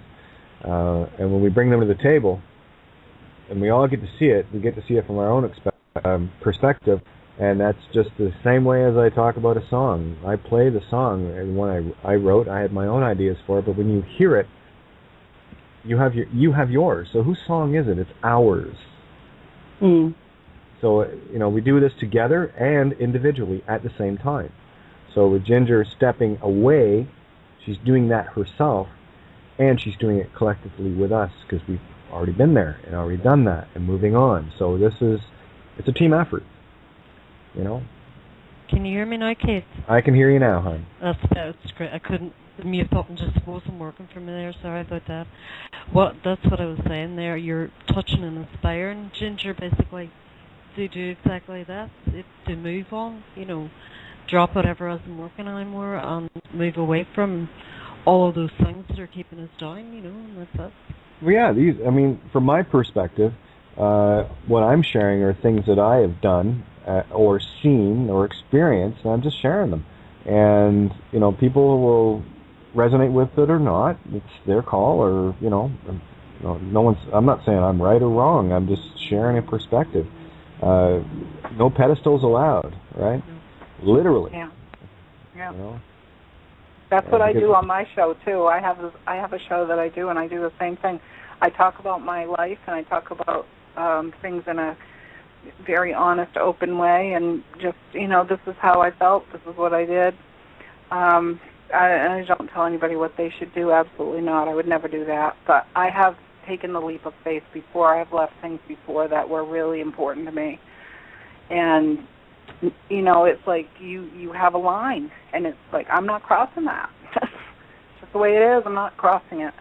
And sometimes it's difficult, but, you know, I got through them before, and I'm going to get through it again. And it is like, I don't know what I'm going to do. People have asked me, what are you going to do next? I said, I don't know. I'll probably look around for a while and just see what's going on, because I've had my nose right in that, you know, that little corner, working, put my head down and just make sure that it's going to be a success, you know. Absolutely. I wrote it'll be real interesting. Yeah, I wrote lots of essays over my life, and a couple of things I focused on were using the Titanic as allegory and analogy, and another one I like to use. You speak of, you know, not crossing the line. Your line, you set your line in the sand, right? Yeah, now, people, like, I will not say yes to this. I'm not going to consent. No, I realize that, Ginger. Sorry, I just want to get an idea out. We got like 3 minutes here, so just want to. I'm just reinforcing what you just said. It's exactly what people need to see. And when you're towing the line, and don't apologize to me. I hate when people apologize. It's not like, yeah, it's all good. Oh my goodness. You know, we can stop at the line. Now, that line that you speak of that you don't cross is the boundary of your I would do and I would not do. All right? So we'll clarify that. The only way we can get there is to cross our Rubicon. Now, the Rubicon, for those that don't know the historical allegory of, is where the Roman army was never allowed into Rome proper, and the Rubicon River, they were always kept north of. And if the army ever crossed the Rubicon, then they had passed the point of no return. And that's what the whole term of, you know, crossing the Rubicon. We all have our own Rubicons that we, you know, there's that line in the sand of choice, not to be confused with having your own line, right, that you've drawn in the sand of your would not. And what we do is we cross that line, and there's no going back. You've passed the point of no return. That's the epiphany of truth. When a truth hits, you know it. 2 choices now, 2 paths you can take, and in the long run, there's still time to change the one you're on. Choice of truth to stand in it, or the choice of truth to deny it. And I guarantee you, if you deny it, it will come like the hounds of hell and chew your ass out until you finally, it'll nip your heels, and then it'll start really getting at you until you get back on the track. And of course, all along the way, we've got our games figured out. How they're supposed to be. If we're paying attention, we'll see the yellow brick road, and we'll see the Hansel and Gretel breadcrumbs. So those things that come at us in our lives, the difficult things that we have